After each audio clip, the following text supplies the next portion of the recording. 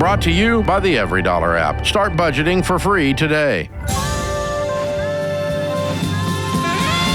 Normal is broke and common sense is weird. So we're here to help you transform your life from the Ramsey Network in the Fairwinds Credit Union studio. This is The Ramsey Show. And I'm Rachel Cruze, hosting this hour with my good friend and co-host of Smart Money Happy Hour, George Kamel. And we are answering your questions. So give us a call at 888-825-5225. All right, starting us off is Ann in Bend, Oregon. Hi, Ann. Hi, I'm calling because I've been very blessed with my family and how much they support me. And so my dad and I have been building this house bit by bit, and we're hoping to have it finished by fall. But to do this, my parents have a HELOC on their house where we've been using it to kind of cash for the build. And so I'm at this point where, I went through the baby steps. I started $1,000, paid off the debts that I had, closed my credit cards, have a $23,000 6-month emergency fund. Oh, good for you. So now I'm sitting at this point where, as we're getting closer to finishing the build, my mom and I are trying to decide what is a better option. I've been paying on the HELOC as if I have a mortgage, right? But we're deciding if we should if I should refinance it and just have a mortgage. That way they don't have a HELOC, and they, and they're good on their plate. With their plate, right? Right. But refinancing means that I'm adding the cost of insurance, I'm adding closing costs, and all these other costs. And so we're trying to decide, is it worth it to do that at a benefit to save like 0.5% on the fixed rate versus the current adjustable rate that's on the HELOC right now? Well, it's a great question. So how much did they take out in the HELOC that would become the mortgage for you? It's sitting at about 130, 140,000 right now. Okay, and that'll be the total mortgage for you, right? There's nothing else? Or is there another loan that you would? The total is going to be about 155. We're finishing building the apartment, and so there's some stuff that I still have to buy. Okay, gotcha. To finish, walls and stuff like that. And question, are they going to own this home, or is this going to be yours? No, it's under my name already. Okay, so they're just helping pay. Okay. Well, I know what I would do, Ann, if I was in your case. George, I'd be curious if we're on the same team or not. But I would move it to a mortgage. First and foremost, for me, it's the relational aspect. I wouldn't want any level of risk from my parents from a financial aspect, considering it's equity in their permanent, their residence. And so separating it out. And I would push to say, if you can't afford the closing costs and all associated with getting a mortgage, then that makes me nervous to be like, okay, can you even afford this house, right? Is this too much? But you have a great emergency fund that you can maybe pull some from to kind of cash flow it. But I would do it out of more of the relational aspect of keeping this separate, and that, this is yours. This isn't theirs anymore. What would you say, George? Okay. This is a gift that is wrapped in a liability, so it just feels icky, like I want to get out of it as soon as possible. So what was the balance on the HELOC remaining? Currently it's 140, but I can't refinance until I have final occupancy. Yes, right. Yeah. We're looking at a couple of months. Okay. But have you actually looked into the math to see if you can afford this mortgage on your own? Yes, I Once can. it's refinanced? Okay. What is your take-home pay every month? Take-home is $3,000, but I have a partner who has an additional $2,500. And are they going to be paying into this as well? The mortgage? Yeah, we're going to be getting married. Okay, perfect. So together, what it'll end up being probably $1,200 a month? Do you know what the payment will be? I'm thinking it's going to end up being probably about that, somewhere between $1,000 and $1,200. Okay. Currently, right now with the HELOC, I'm paying $860. Okay, but it has the adjustable rate attached to it too. Yeah. Yes. Yeah.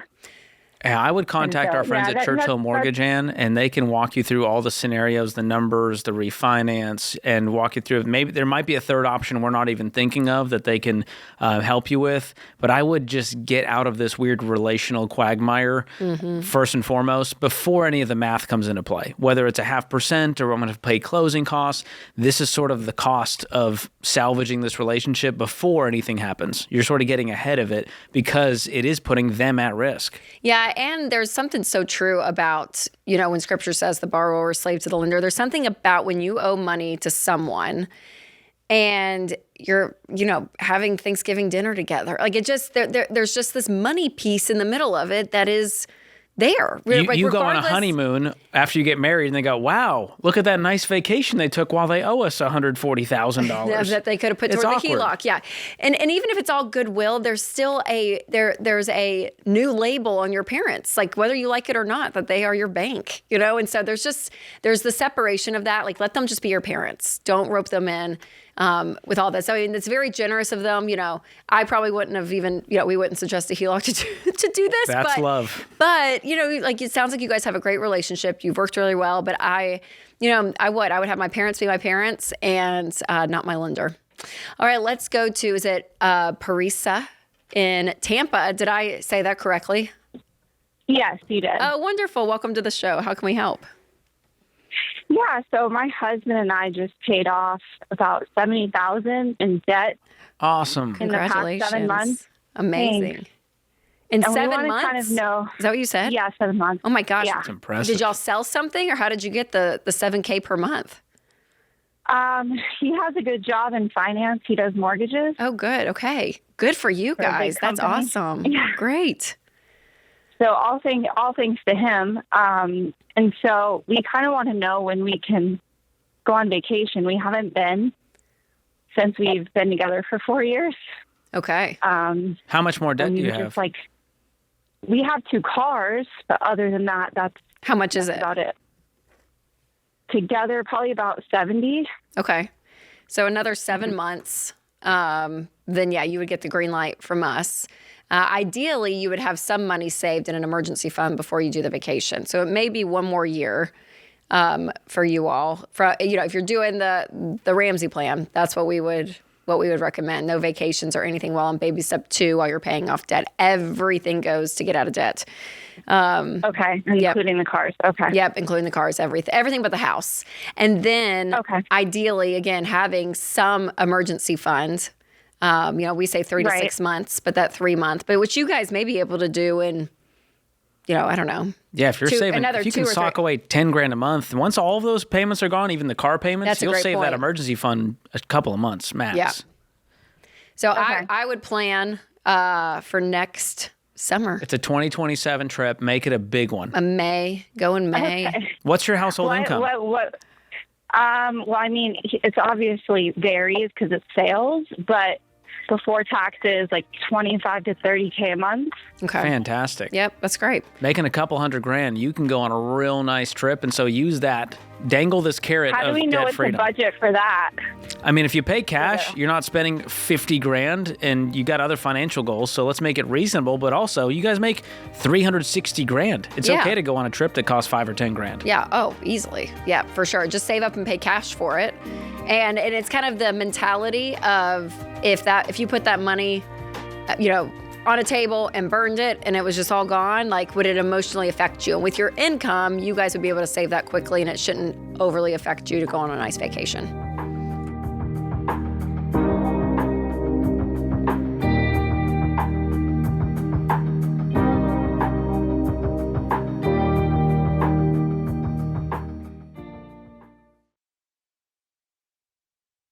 Hey, you guys, did you know that there are thousands of data brokers whose entire business is collecting and selling personal information? Things like your home address, your phone number, and even your relatives' names. You guys, that is just crazy, but that is why I use Delete Me, because those companies pull information from public records, social media, and all kinds of other places. Then suddenly, all that information shows up on random websites. And removing it yourself means going site by sight, filling out forms, and hoping they actually take it down. It takes hours, and then it can even pop up somewhere else again. But Delete Me's team of privacy experts removes your personal information from hundreds of those data broker sites. And within a week, you'll get a report showing what they have found and what they have removed. And they keep scanning and cleaning up your data year-round. So take back control of your privacy. Go to joindeleteme.com/Ramsey and get 20% off your annual plan. That's joindeleteme.com/Ramsey.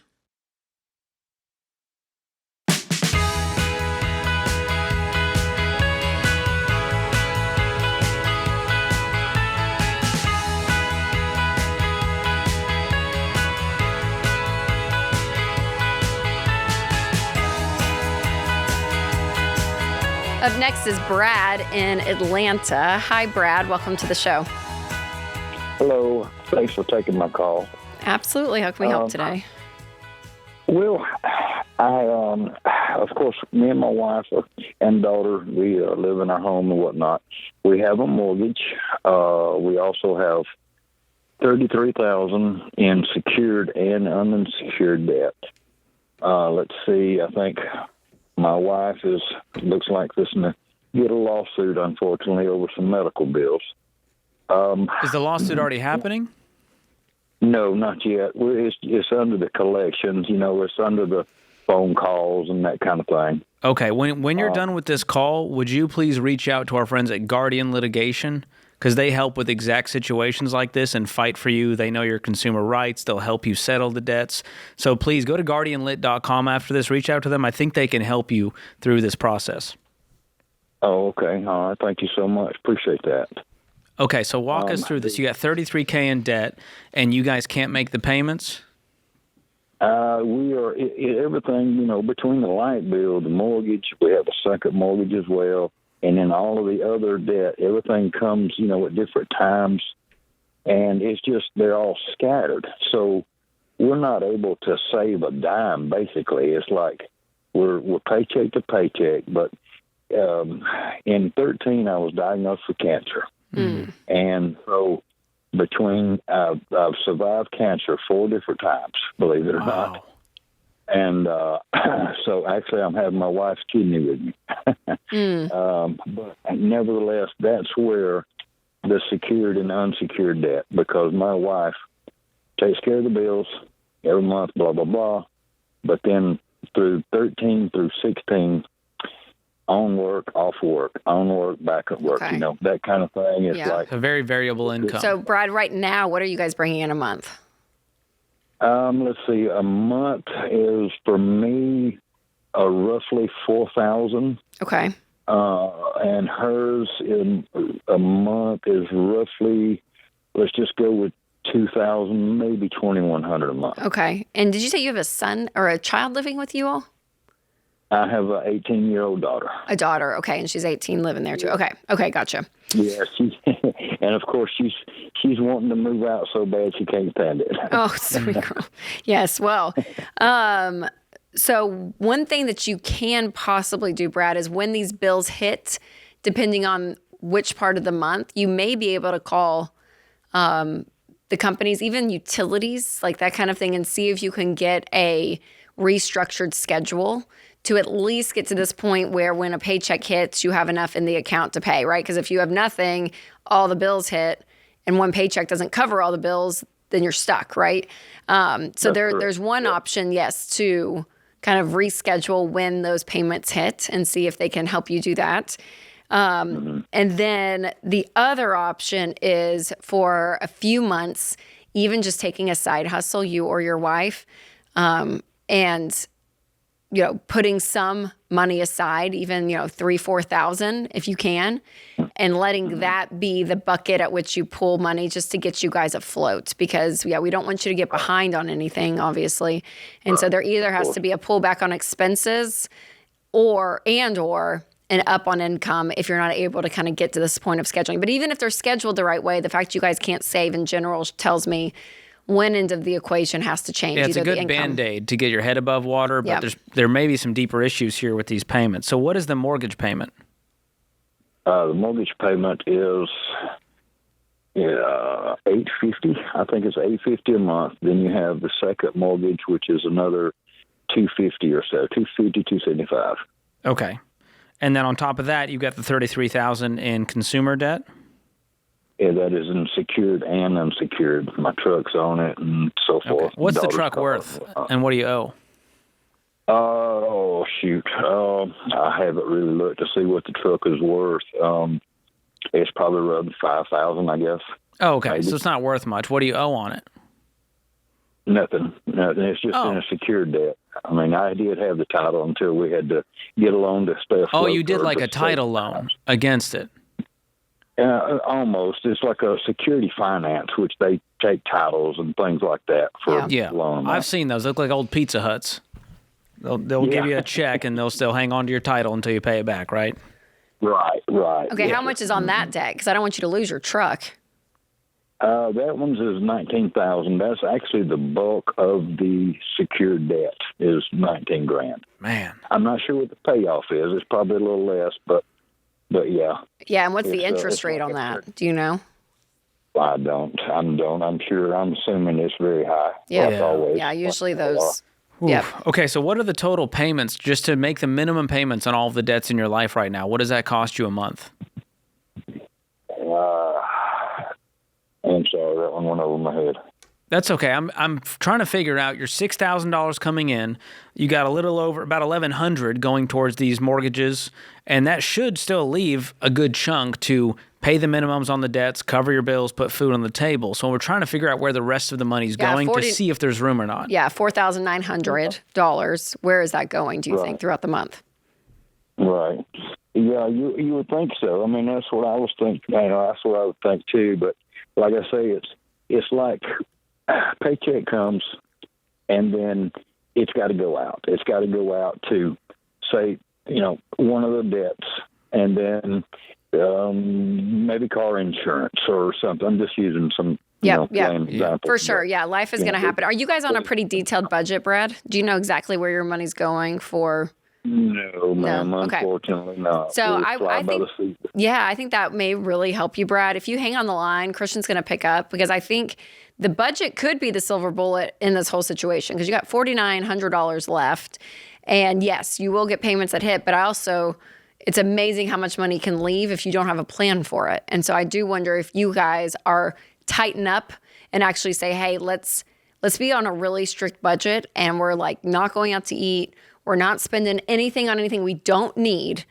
It is just going to go to these things. And I wonder how much will be left in margin at the bottom of that every dollar budget. So, because I see on the screen here, it says, should I sell my house to pay off the debt? I would not do that until we've tried everything else. We've solved the behaviors. We tried to get out of this debt. Selling the house is like a last ditch effort. The house isn't the problem mortgage wise. If your mortgage was $3,000 out of your $6,000, I'd say, this thing probably needs to get sold. So your homework is to create that budget, sit down with your wife tonight, put down the next paychecks, that's the income, write down all of the expenses. Each one should have a line item so you fully understand. And then every dollar will tell you, hey, you're above, you're below, you're in the red, you're in the clear.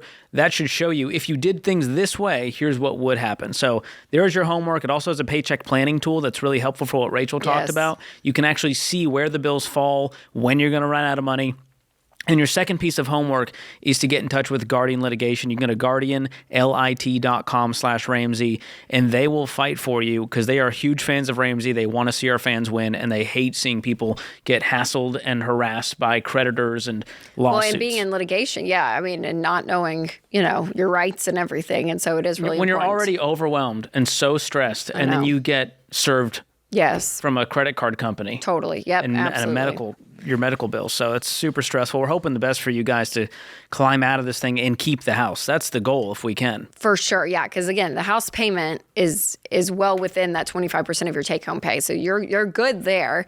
And you don't want to lose such a big asset, to $33,000 of basically consumer debt. But you guys, the budget is everything. Like it's amazing to me. And Brad's not the only one, but how many people call in and they just don't really know. And you don't feel like you're necessarily being terrible with money, but you don't realize how much money is leaving, that you don't It's even... actually encouraging. At first, you think it's scary to put it all down, and then you look at it and go, oh, there's the actual facts. Yes. We make $6,000. Let's get control of this thing. Yeah, and if you're not doing a budget, just go back to your bank statement last month. Use March as an example and add up how much you spent on restaurants. Oh, yeah, right? first Just guess. take a category. Say how much you think you spent on restaurants, and then actually check the math. And then be like, oh, wow. You will be shooketh. Shooketh. That's what the kids say, I think.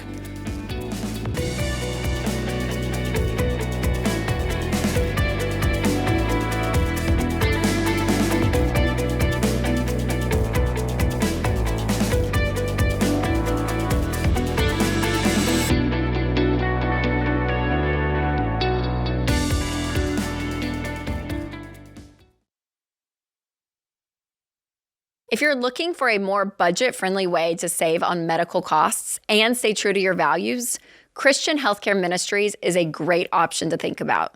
CHM is not health insurance. It's a health cost-sharing ministry, a biblical, community-based way for Christians to share each other's medical bills. That means no enrollment deadlines, and you can choose any doctor or hospital you want. That kind of freedom is big, especially if you're self-employed, between jobs, or you just need something that fits your budget better. CHM has been around for decades, faithfully serving the Christian community.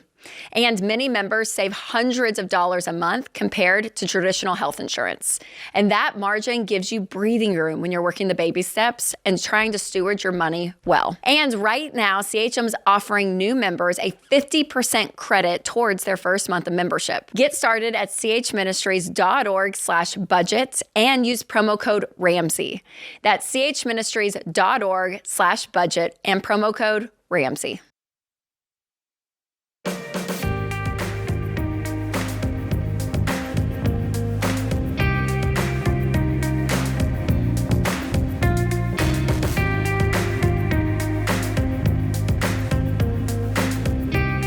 All right, if you're still needing to file your taxes, one of the best things you can do is get a good tax pro in your corner and one that you can trust, because they would advise you and will advise you on the best moves to make for your situation, if you have a small business especially, or any big life changes. So go to ramseysolutions.com/taxpro to find CPAs and enrolled agents that have been vetted by the Ramsey team.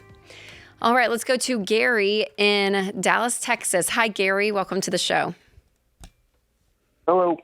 Hello. Welcome. How can we help today? Yeah, just looking for some advice. So for the past 12 months or so, my wife and I, we've kind of had a 24-month plan of moving out of our house here and closer to some family. And we would be buying a house that's probably about twice as expensive as the one we currently have. What has just become an issue with this decision is I'm pretty sure in 2 to 3 years after we make the move, we will not be able to afford it. I don't think we're going to have the income for it in that amount of time. Okay. Is it the area you're moving that's making it more expensive, or the type of house that you guys are wanting to move into? It's a little bit of both. We're looking for, under normal circumstances, it would be okay. But, the reason I don't think we're going to be able to afford it is, the doctors are saying if things continue with her, she'll probably be dead in 3 years. Oh, my goodness. And she's the sole income earner. Oh, my gosh, your wife. So she's sick. She's an alcoholic. Oh, wow. Oh, wow, Gary. Oh, I'm so sorry. Oh, so man. what's causing the urgency here? It sounds like we shouldn't be making any big life plans, financial decisions. Well, you're wanting to move close to family because of her? Yeah, we live in the middle of the country. We have no family within about 1,500 miles. Okay. I need my son near some stability and some family. I mean, honestly, I got to get him out of the house sometimes, away from her. Wow. Yeah. Can you guys rent out there for a while? Yeah, we could. That solves this problem temporarily until we figure out what's going on with the finances. And it's Gary, it's really really hard to make financial decisions and big moves when you have someone who has a level of addiction that it sounds like she has. And I'm assuming I know the answer to this, but I'm just wondering, has she been in any level of recovery? Has she gone to any kind of treatment? Years ago that she escaped from as a 20-year-old. We've had multiple interventions. She's been hospitalized for alcohol 3 times since we met. Yeah. There's been we just got done with cancer treatment that was caused from the drinking. And, 2 months after treatment ended, we're already back to lying and hiding alcohol. And I'm not stupid. I know what's going on. I see it. Right. And you're staying in the marriage, correct? I mean, this is. Oh, yeah, 100%. Yeah. And your son, you guys are in from like a physical safety, okay? Right. Oh, yeah. Okay. But it's just the instability that she brings. And when you say that he needs to get out of the house some, because I would understand wanting to have a support system, which I think is wise for you guys. So we'll try to kind of talk through it to balance not making any unwise big decisions with money that could be, to your point, disastrous in the future, let alone having to deal with what could be coming for the next couple of years for you all if she can't stop. So the area you guys would be moving to, it is more expensive because you said you guys are in the country. So it will be, on average, do you know how much, from a housing perspective, you can sell your home for where you guys are now? Yeah, we owe $280 on something we could probably get $375 for. Okay. So you'll have, you'll walk away with probably $80,000 or so from that. Less than $100. Okay. And the homes in the area that you guys would be wanting to be, do you know on average what those are costing? The stuff that we've been looking at for the past 12 months, and we've been out there twice viewing homes. We actually had made 2 offers before the cancer diagnosis, and we put everything on hold to deal with that. We're looking at stuff in the 700s. My wife makes about $250,000-$300,000 a year. How is she able to keep a job? She works from home. Okay. And you're not working? Correct. I've never made more than $50,000 in my life. Okay. What are you doing for work? Yearly. He's not working. What were you doing? I'm a stay-at-home father right now. What were you doing before that, making around 50? I was in management position with a nonprofit. How old's your son? 3. Okay. Because what I'm worried about, Gary, just in general, not only the housing situation, but if something were to, if the doctors are correct and everything stays course, you are going to have to find work and, obviously support you and your son. And I'm just wondering, getting some level of experience under your belt before that happens. Would help. Yes. And it may not be obviously tomorrow, but in the next probably 12 months, I would be looking and seeing, hey, what could I be doing just to be getting some experience, to move into a position if you need to.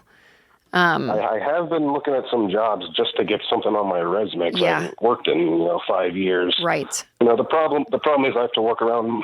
I don't feel comfortable leaving my son alone with my wife. Sure. Yeah. Sure. So I wonder if there's level of family support when you guys make this move. My incredible support. My parents will be an hour away. My sister, 3 sets of cousins, 3 sets of aunts and uncles. Now, why are y'all moving an hour from your parents? I thought you were moving to be close to family. They live in the mountains in the area that we're looking at. Pretty far away from the metropolitan area. Okay. So it doesn't really solve the problem, then, does it? If they're still far away, you're not going to have. An hour is better than 22. Yeah. I have 0 problem making an hour drive, not nor do they. Right. No, I hear you totally. Yeah. So I wouldn't, I'm a little bit with George. I don't know if I would make a financial move, a big purchase like a home right now. There's a lot of instability going on. You guys are moving to a new area, and you may get into this, Gary, and there may be a chance you're like, holy crap, I need to be 10 minutes from mom and dad. And so, whatever that looks like, I want the housing not to be a permanent situation for you guys right now. And so I would find a place to be renting. And then you guys could look up in a year and a half and see where you're at with her health and your job situation, family situation, all of it. But I wouldn't tie myself down to a big purchase like a home right now if I were you guys. I think the move is smart, and I would want that probably if I was in your case. Personally, I would not buy a home until she is sober, because there's too much risk that her income is floating this entire thing. Yeah. And if one thing happens, you got a $600,000 mortgage with right. no income or even a $50,000 income, and now you're going to be facing foreclosure or a short sale. And so it's too much stress with the stress you guys already have. I mean, to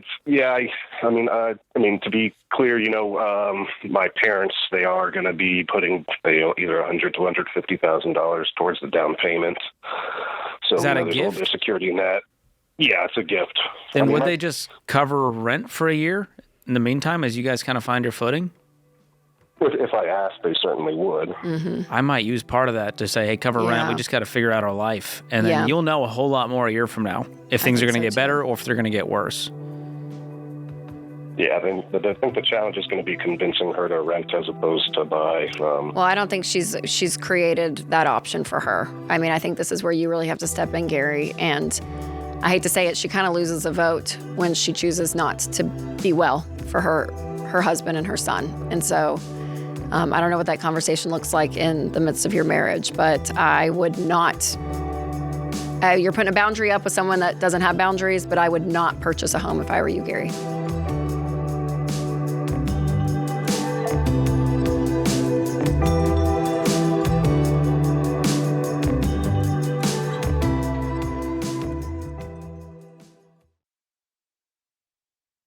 When you've worked hard to buy a car the right way, you paid cash with no payments hanging over your head, the last thing you want is to worry about it every time you drive it.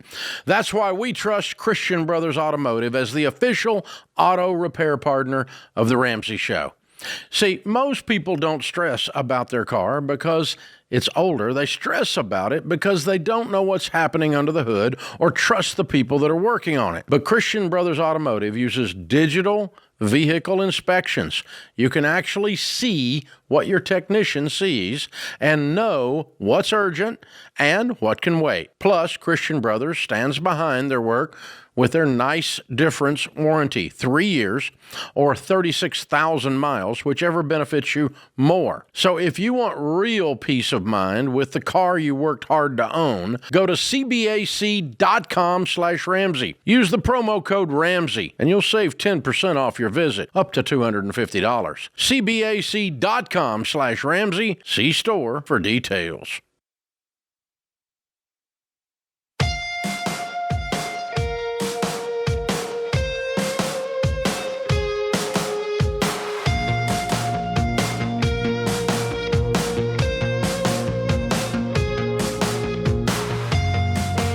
Up next, we have Peter in Greenville, South Carolina. Hi, Peter. Hey, Rachel. Thanks for taking my call. Yeah, absolutely. How you doing today? Fantastic, and I hope you are too. Great. We are. We're doing good. How can we help? So I'm wanting to purchase my first luxury watch, and financially, I believe we're in a position to do it. But I can't. I grew up with a scarcity mindset, and it's really hard for me, even though I have the money allocated in my budget, to pull the trigger on it. I just can't get over actually doing it, even though I actually want it. And I wanted to kind of get an objective opinion, to see if I really am in a good place to do it. All right. Any guy who used the word allocated would have a hard time pulling the trigger on a big spend. Yeah. I love it. Well, okay. George loves a good watch, and I'm a spender. I so mean, you called it a good time. I want to know what watch this is. People want to know. Yeah, what's the watch and how much are you going to spend on it? It's going to be an Omega Planet Ocean, and I'm looking to spend right around $9,000 on it after tax. Okay. All right. Peter, how much do you make a year? So my base is 102, but I normally make closer to 140, and my wife makes 85. Oh, nice. Okay. Do you guys have any debt? No debt. Baby step 6. Nice. Okay. And so you guys have been talking about this purchase, and you have the money for it. It's sitting there in the watch savings fund, is what you're telling me. Correct. It's in a separate pile. It is ready to go. We've been saving for about 6 months for it. My wife is 100% on board, wants me to get it. And it's just, I struggle with the emotional, I know I could use that money. I could pay my mortgage off quicker. Boo. Boo. Not a whole lot. So I want to. Well, let's play this out. Peter, let's say you got off this call and you hit add to cart and you purchase this watch and it shows up. How are you going to feel? Amazing. Okay. Will you feel guilty at all when it shows up and you go, oh gosh, what did I do? I probably not. I think once I put it on, it's all going to go away, but it's getting to pulling the trigger on it. Yeah. Can I ask, why do you want the watch? Why $9,000 this versus a car or something? I'm just curious.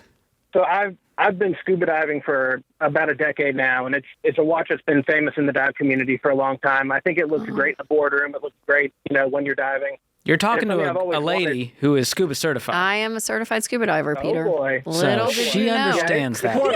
I understand the luxury watch market. I need floaties when I go in the pool. I've been eyeballing it forever. And, it's not like it's an impulse overnight. I probably wanted this watch for probably solid 8 years. It's just been dreaming, but I know that I haven't been there yet. Okay. Yeah. Okay, so here's like my categories. Financial, it's a check. And then you go over to the emotional side. And that's why I asked, why the watch? What is it? And there were some green lights for me, Peter. Honestly, the fact that there is a reason for it, like in his mind, right? Like he's been in a... The motive is not, I want to impress my friends. Yes. Or I need to prove to myself that I made it. Yes, it's been this thing in this niche part of life that you love. You've been thinking about it for 8 years. It's not an impulse purchase. All of those things, because you can have the money. And then the motivation behind buying a nice, purchase, that could be a purse for a woman, a watch for a guy, whatever it is, could come out of a place that you're trying to scratch this itch inside of you. And then you get it and then you're not satisfied because it came from the wrong motive. And then you're chasing the next thing, and it just becomes like this whole world of just consumerism. So that's what we don't want, right, to happen. But I don't feel like that's you, Peter. I feel like there's a reason for it. And and you've had this, and the fact that it's been 8 years since he's been wanting it. It's time. I think your wife is sick of you talking about it, honestly. That's why she's like, get it, go for it. I can guarantee you're right. It's probably tired of hearing about it. And then play it out. Is Peter 10 years from now going to go, well, that watch did us in. Shouldn't have done that. What a dumb idea. Or is it going to be something you want to hand down to your kids and grandkids? Wow, you're going legacy piece, George. A legacy will help me justify anything. Piece. Boom. It'll be a legacy piece. And I'll tell you this, Peter, I am not a watch guy, but Rachel's saying that because I am wearing a nice watch. And it was handed down to me from my wife's now deceased grandfather. And so truly it is legacy. And it's a Rolex. Yeah, it's a nice night from the 90s. It's an oyster, date-just oyster quartz from the 90s. And it makes me feel like, it makes me feel closer to something bigger than myself, if that makes sense. Wow. And I don't feel like it's a flex, because if you know me, you know I'm like Mr. Frugal. So no one's like, whoa, look at smooth talking Kamel over there. Doing well there, George. Peter, what's your net worth? So we still have 140 on our house. The house is worth probably 350-ish. And then we've got 83,000 between our retirement accounts. Okay. So and I'm 28, 29, my wife is 28. So we're towards the beginning of saving, but I think we'll be just fine. Yeah. I mean, you're on your way to Baby Steps Millionaire. I think you'll get there in your 30s without any issue. And this watch is not going to be the make or break. So I would love for you, right now, just to get online and buy it, that'd be fun. It's always the people who we want to give green lights to have the hardest time. And it's the people who should not do it, who are like, I'm going to do it anyways. Oh, we're excited for you, Peter. Enjoy the watch. All right, let's go to John in Springfield. Hi, John. Welcome to the show. Hi there. Thanks for taking my call. Absolutely. How can we help? Real quick, I got an unpaid medical debt, and I wanted your opinion. So in the summer of 2023, I had the necessity to take a trip in an ambulance to the ER. Mm-hmm. I'm single, live alone, so I'd rather cut off my leg than do that. But that's where I was, and so time passes. I get the bill for the ER, and that's not cheap. I pay it, A little while later, I get a bill for the ambulance, and it's $1,695. Okay. To take me the 2 miles over there, and I get that. What caught my attention is my health insurer paid nothing. They paid $0 of that, and I was confused. So when I called them, what they told me is that the ambulance service is out of my network. Shoot. And so I think that's ridiculous. Yeah. I think, what am I supposed to do when I call 911? Is I'm going to talk to them about the process. You should have take an hour, Google for the options that are in network, and then hopefully you're still alive. So do you owe the $1,600 then still, John? So I have the money. It's never, I've never had a bad debt. Yeah. I'm being pig-headed about this one. So this was, 2 years ago. Yeah. Almost 3 now. It went to collections. It's not a very aggressive collection agency. They sent me a couple letters. They called me twice and left voicemail. So you're not paying out of. I haven't heard from them in 8 months probably. Okay. But you're not paying out of my just. Question is, you're out of strife. You're just like, I just don't think that this is fair. Exactly. Okay. I don't know what to do. If I should just try to settle with them and then come up with a number that makes sense to me. If I should just pay them and get it over with and forget about it. Well, I think there's an emotional tax that you have been paying because it's been in your mind. Sure. And even though it feels unfair or, it's like taking advantage of a situation is, you know what I mean? Like there's a lot of feelings about insurance and how all this works, which we agree. There's parts of it I'm like, absolutely. But the amount of emotions that you've put into this may not be worth $1,600. And so there is a part of me that says, see if they'll settle just for the game of it, the fact that it's in collections now. You may be able to pay half of it and just say, thanks for the ambulance ride and we're done. You know what I mean? But I would look to move on with my life, especially since you have the money and it's $1,600, Right. So have you fought the insurance company already? Did you play that game? I mean, I talked to the insurance company, and they said, "Oh, talk to the ambulance service because maybe they can do something." And I talked to the ambulance service, and they're like, "Oh, well, you need to talk to the insurance people because the ambulance service it's the runaround." Yeah, because it was dispatched by 911, right?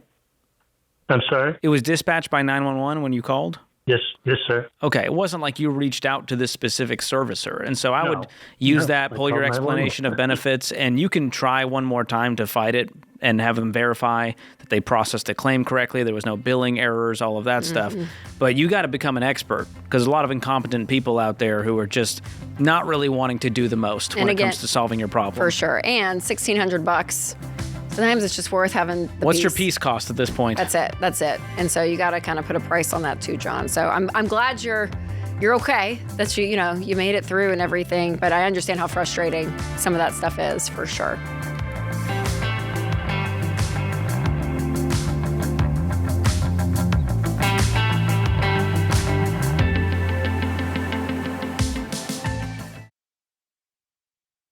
Dave, we got a lot of calls on this show where life happens. One day someone's healthy, they're working, providing for their family, and then a curveball hits. We hear it all the time. A car accident, a cancer diagnosis, a heart attack, and suddenly everything changes. Yeah, and that's why you've always said that having term life insurance from Xander is essential because it protects your family if the worst happens. Yeah, that's right. You need 10 to 12 times your income in coverage. No gimmicks, no whole life junk, just straightforward term life protection.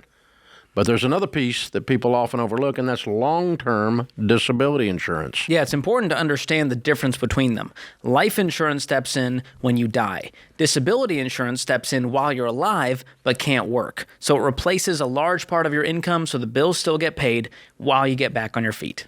Now, if your employer gives you free disability insurance, great, take it. If it's discounted there at a better price, take it. But if not, Xander can help you find the right plan. Whether you're single or married, it's not optional. If you're going to be out of work for a while, then you need to make sure the money's still showing up. And that's why Xander is our go-to. They make it super simple to get the right coverage at the best price, no pressure, no upselling. I've trusted Jeff Xander and Xander Insurance for over 25 years, and so has my family. So don't wait. It's fast, it's easy, and it could make all the difference. Go to Xander.com or call 800-356-4282. Protect yourself, protect your income, protect your family.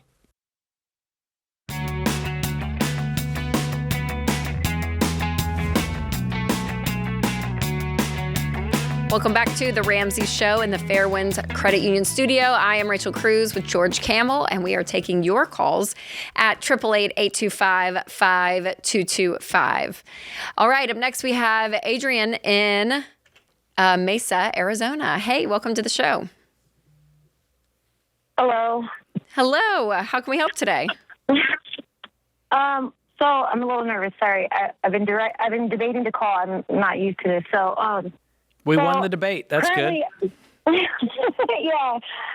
So I've been pretty good about my finances for a while. Not saying I'm the greatest. Obviously, I made bad choices. I have been bankrupt twice, and I made a bad choice. I got a GM position, and I run a restaurant, and I just came upon some money, and I was making really good money during COVID, and I bought a house. I got an inheritance. I did some... I had money in the bank and so forth. And then I went and wanted to upgrade my truck, which during the time I was okay. And then, I bought this truck at $52,000 and I make about $65,000 before bonuses. Now, before I was making $75,000, so I was a little more higher. My husband, he makes about $40,000, but we keep our finances separate. I know that's, but we just don't do it that way. The question I have, the main question is I don't know what to do with the truck because I am living paycheck to paycheck. I literally pay $945 for a car payment. I pay $310 for car insurance and probably around in about $200 every 4 days for gas. I was living a life before my truck. I was not struggling as much. We were able to have food on there and, and now I just don't know what to do. But I'm upside down in my truck about the car they sold me. It was a whole mess up deal. They sold it to me for $50,000 with a rollover from a previous car they gave me that had a bunch of problems. And they're like, oh, no, we'll get you out of this. We'll put you in this. And they rolled over that truck onto this truck. And before I know it, I'm $51,000 and they're only going to give me like $31 for the car. And I had for another a trade-in value. $22 for a trade-in value. That's correct. On the streets, it will not sell because it is a linen truck. But they'll take it for $31? How hard it was. They'll take it for someone will, but I can't get a loan because I don't have no credit. I'm not good. My credit is great. But I can't seem to get anyone to qualify me for even a small loan to cover the difference because I've tried that, what you guys have mentioned before, but no one will take me to cover the difference. And I got to come up with at least probably like $20,000, I would say. Yeah. What other debt do you have? And I have $4,500 and just, a credit card and a personal loan to put some concrete down in my backyard.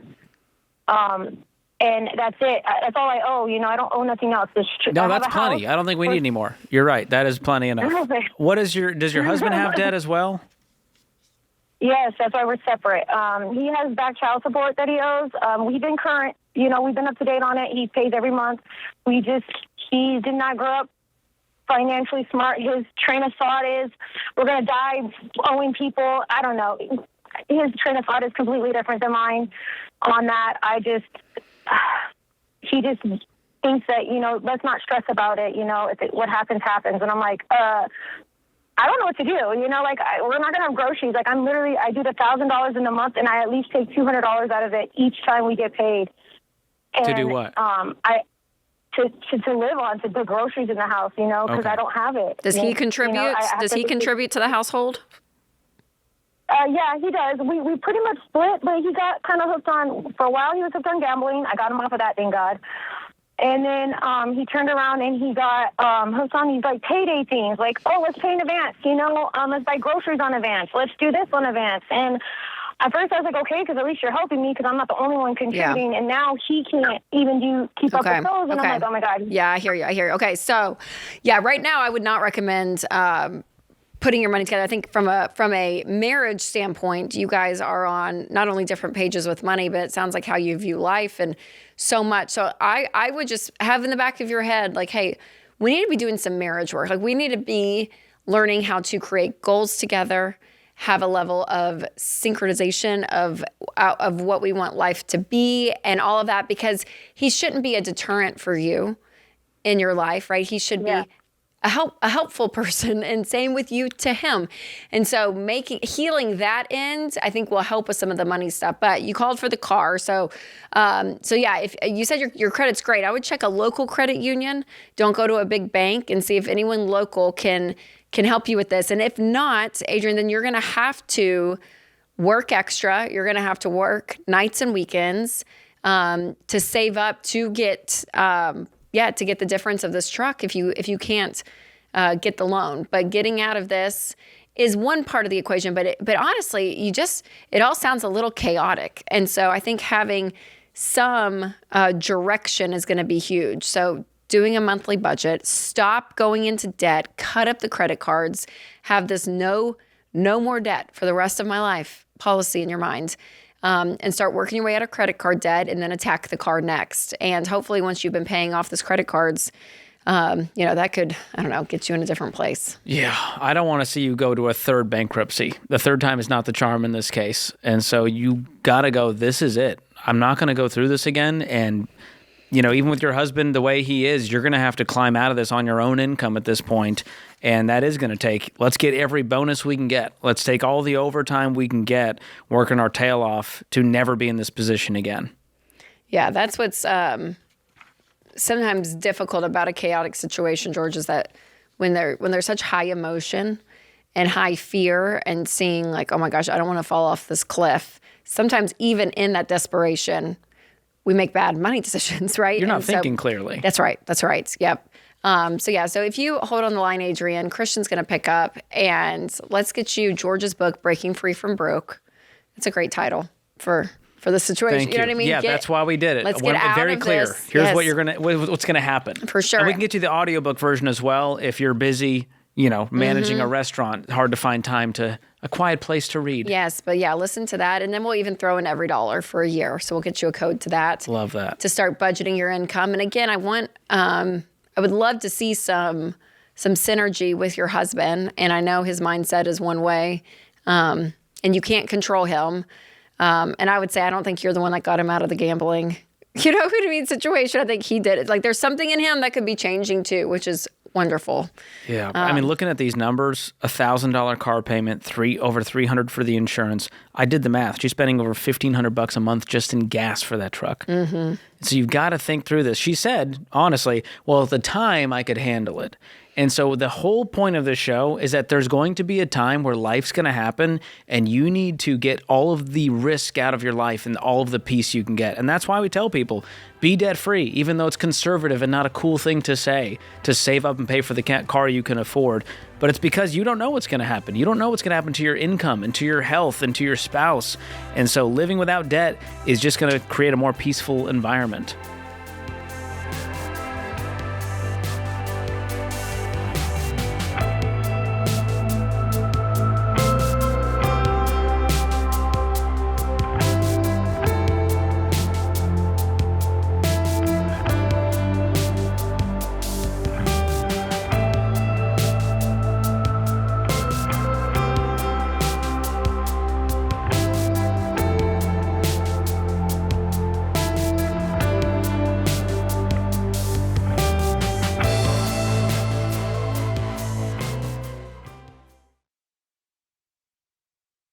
This show is sponsored by BetterHelp. Financial stress does not just damage our bank accounts, it can also take a toll on our mental and emotional health and our relationships. Money worries cause anxiety, and they are one of the leading sources of conflict for all types of couples. I know this. My wife and I have struggled with money conflicts for years. Listen. Therapy can help even with money conversations. Therapy is not about financial advice, but it can help you build healthier ways of coping, give you strategies to communicate about money, and give you a plan moving forward. I want you to consider talking to my friends at BetterHelp. BetterHelp is an online therapy platform that matches you with a licensed therapist based on your goals and preferences. BetterHelp therapists work according to a strict code of conduct, and they are fully licensed in the United States. You can message your therapist and schedule sessions right in the platform. And if the first therapist isn't a great fit, you can switch at any time for no additional cost. When life feels overwhelming, therapy can help. Visit BetterHelp.com/Ramsey to get 10% off your first month. That's BetterHelp, HELP.com/Ramsey.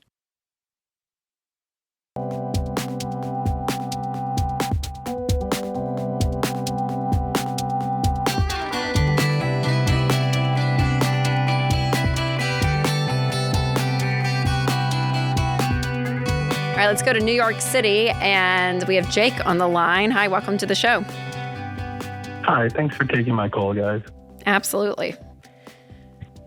So I'm just calling because I'm in a situation where I make about $50,000 a year after taxes, but I took a 401k loan for about $25,000 that I defaulted on when I got laid off, and I currently owe about $12,000 in taxes. So my question is how I go about if I should tackle the 401k loan off because that's has interest occurring, or tackle the IRS debt. And I owe about $2,000 in credit card debt as well. Okay, so the taxes are $12K. How much did you say the 401k loan was for? $25,000. $25,000. Okay. What'd you take out the 401k loan for?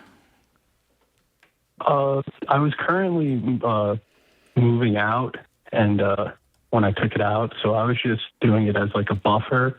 But I did that when I was about 22 or 23, so I just made bad choices with the money. I spent some of it on a vacation, gambling with friends, and the rest I just spent on bills, sadly. Okay. Did you just stop making payments on the 401k loan?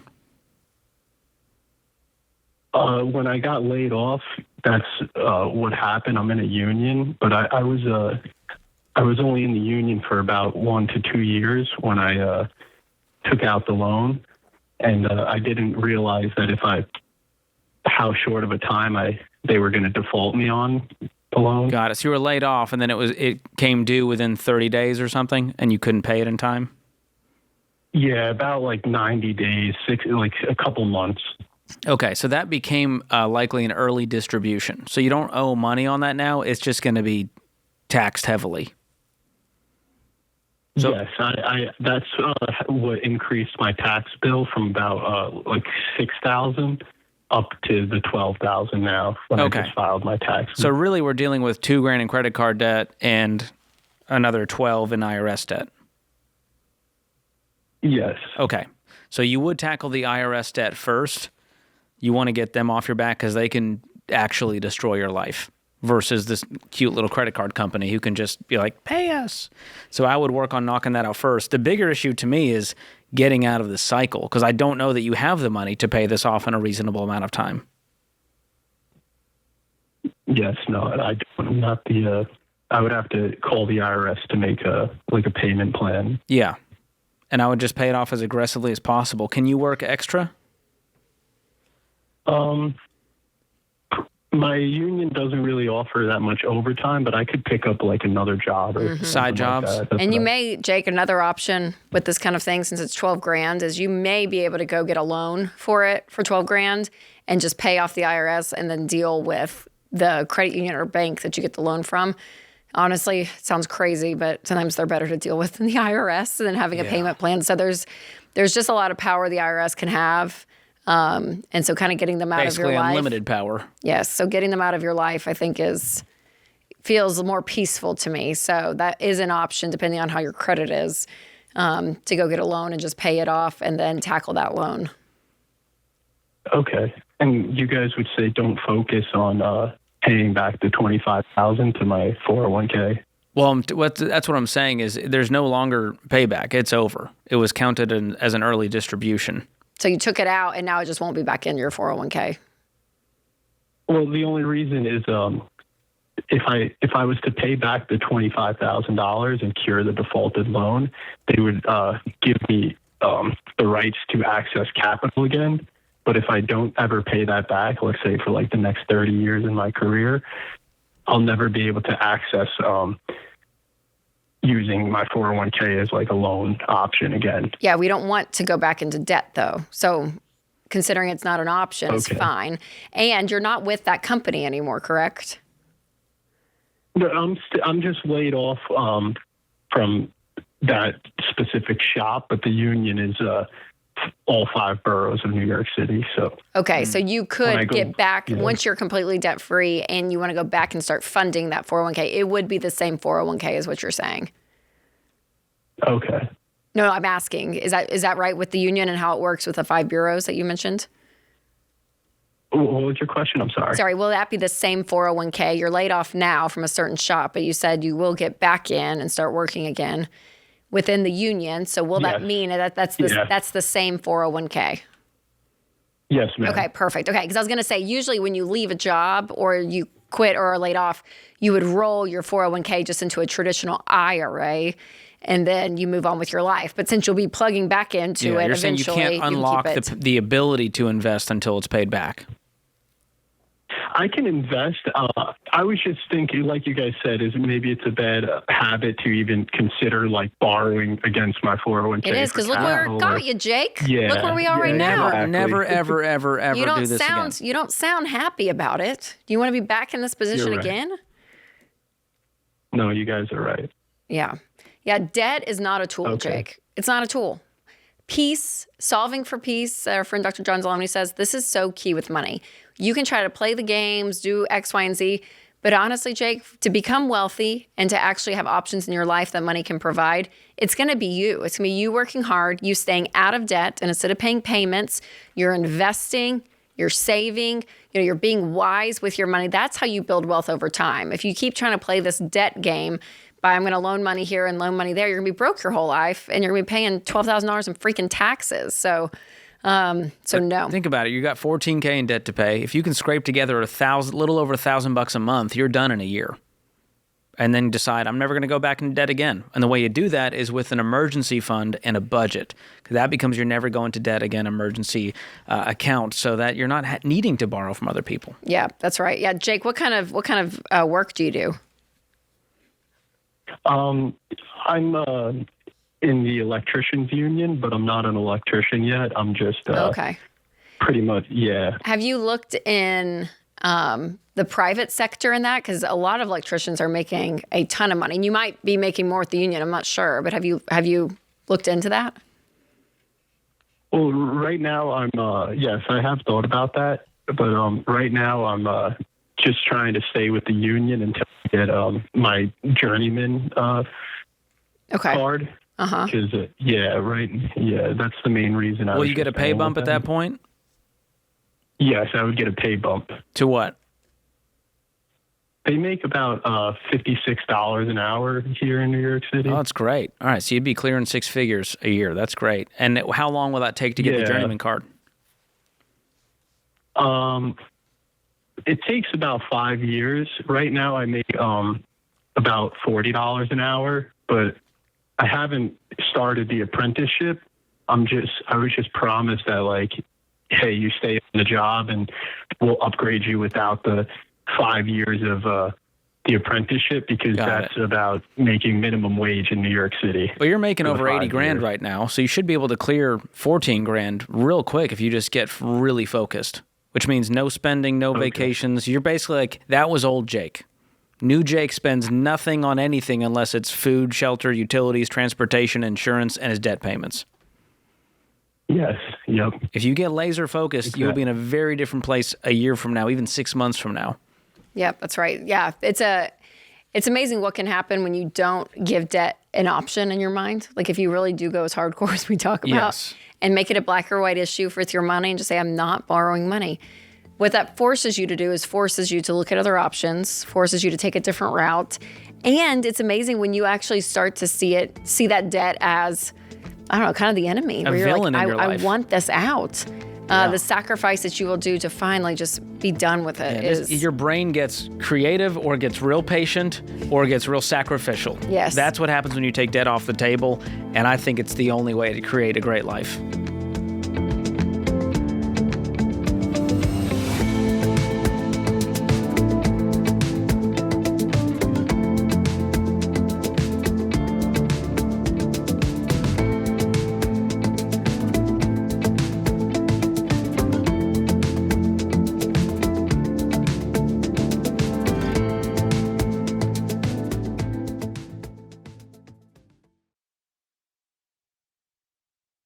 If you're at the point where you think bankruptcy is your only option, stop for a minute.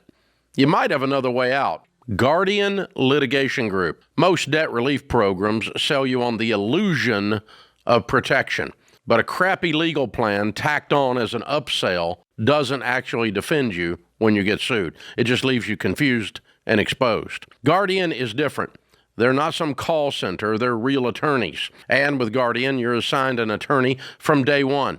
That means if your creditor sues, you're not scrambling and you're not hit with surprise legal fees. Now listen, I'm always going to tell you the best way out of debt is the old-fashioned way. Clean up the mess and pay it off. But if bankruptcy is staring you in the face, Guardian gives you a legitimate alternative. They've helped over 55,000 people settle more than $600 million in debt. So before you make a decision that follows you for years, go to guardianlit.com/Ramsey. That's guardianlit.com/Ramsey. Attorney advertising. Results may vary and no specific outcome is guaranteed.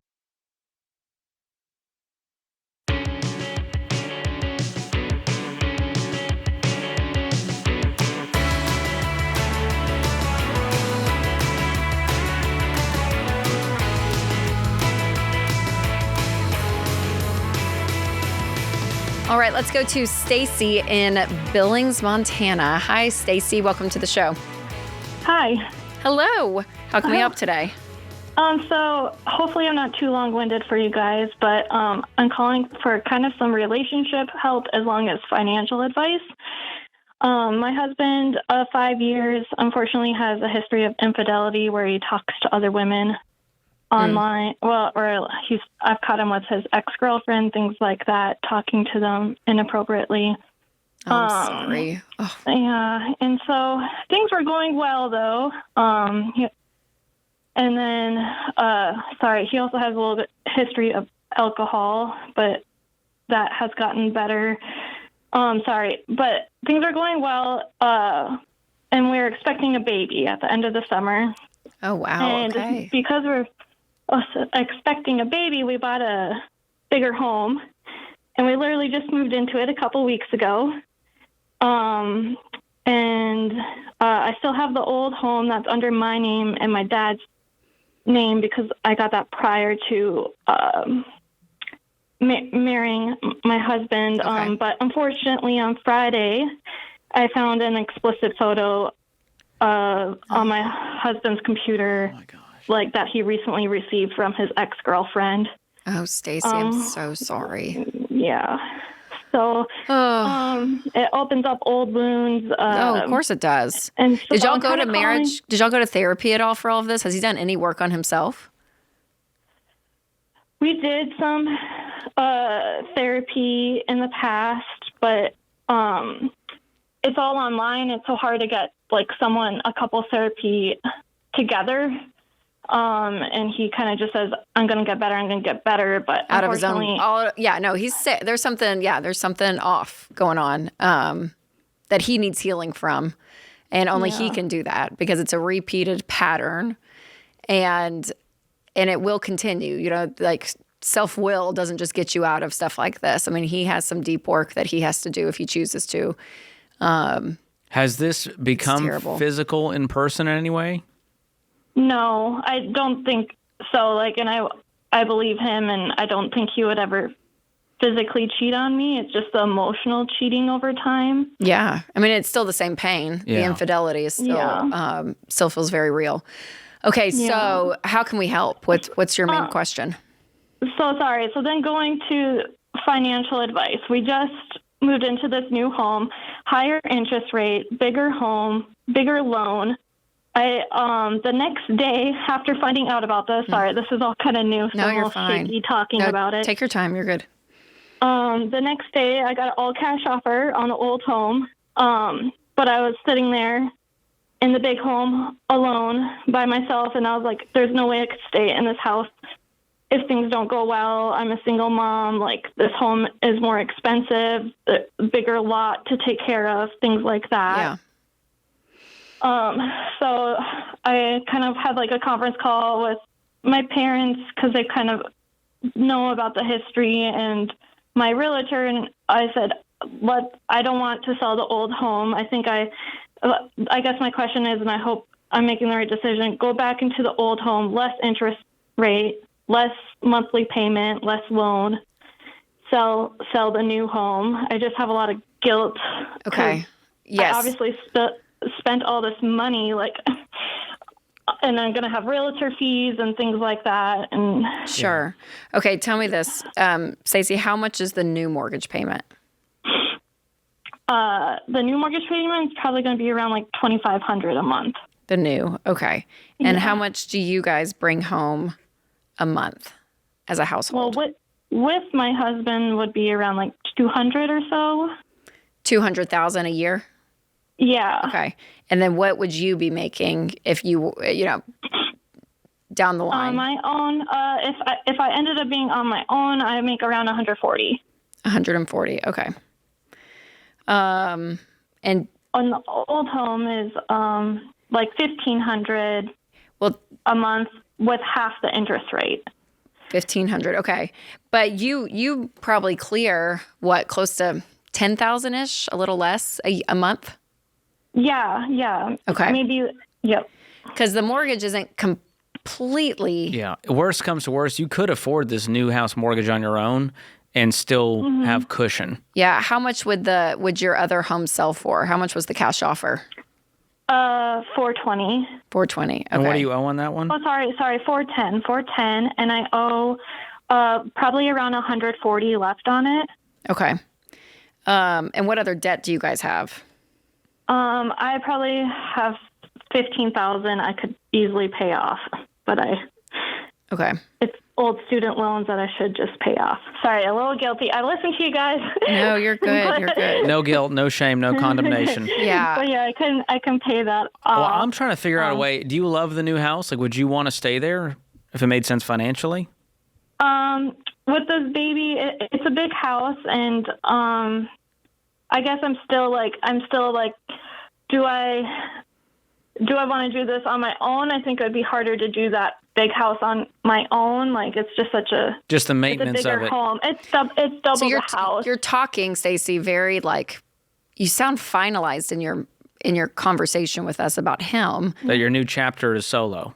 Yeah. Is that where are you? I mean, I can't imagine that the heartbreak is. Yeah, solo for now, for sure. I need some time to separate because obviously whatever I've done in the past has not worked out. Okay. So I need to, I obviously there's so many things, emotions, and it's kind of all new, but I obviously want to have a family. I want to raise our son in a good environment with a good dad.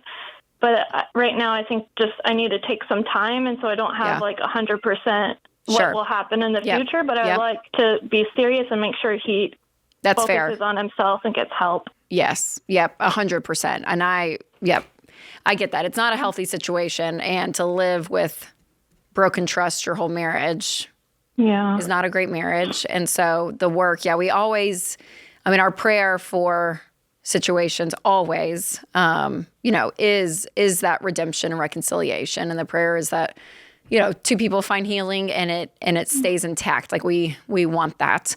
But also we know the reality and also know that you have to take care of yourself and this new baby too. So I have a option that maybe we haven't thought about. What is the mortgage on the new house? The mortgage on the new house would probably be around $2,500. No, I mean the balance of the mortgage. Oh, sorry, the balance of the mortgage would probably be around $300. So if I sell my old house, depending on equity and things like that, then it'd be probably around $300. Oh, got it. So this is all for the loan. Sorry, for the loan. So you haven't taken out a mortgage yet on the new house? Oh no, sorry. I'm bad with these finance. $560,000. That's the current balance. Is that? Okay. But no, we put $200 down. That kind of was a. And that's without your home loan sale. With my parents. Oh, so you owe them that money back? No, because I have equity in the other house with my dad. So but I'm saying if you sold it, you can't use that money toward the new mortgage. You'd use that money to pay back your parents. Probably the difference. My plan was just to pay them back. The $200,000? Yeah, because of the equity. I know I for sure have at least $200 in equity. Yeah, you'd probably walk away with like $250. That's why I'm trying to get at. If you use that $250 to put onto your new mortgage and then did something called a recast, it would drastically lower your payment.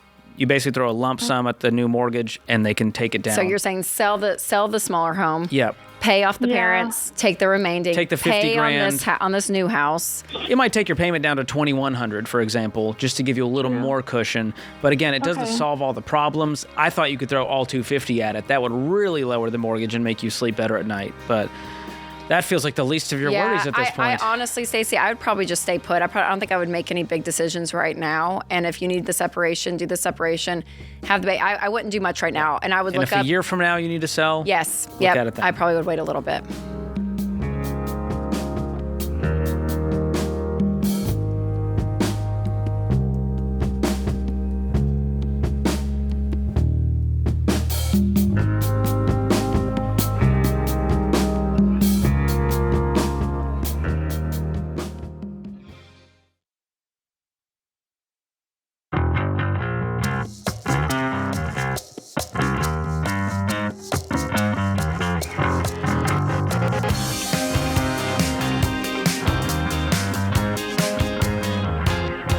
So we wish we could get to every call and question here on this show. But if you do have a money question and you want an answer for your situation, head over to RamseySolutions.com and use Ask Ramsey. So this is our free AI tool that is trained on Ramsey principles. We have dumped every show over the last couple of years, articles, books, everything that we put out into this tool. And so it will answer you like we would if you had called the show. So it's actually pretty amazing, and it's getting some traction, George. We're seeing a lot of people use it. Oh, yeah. Because it's conversation. It's great. And you can go back to, if you sign in, you can go back to your old chats and keep going with the conversation. And you can put in specific numbers and all of it. Like, it really is amazing. And so, if you have a question, go to RamseySolutions.com, or if you're listening on podcasts and YouTube, you can click the link in the description.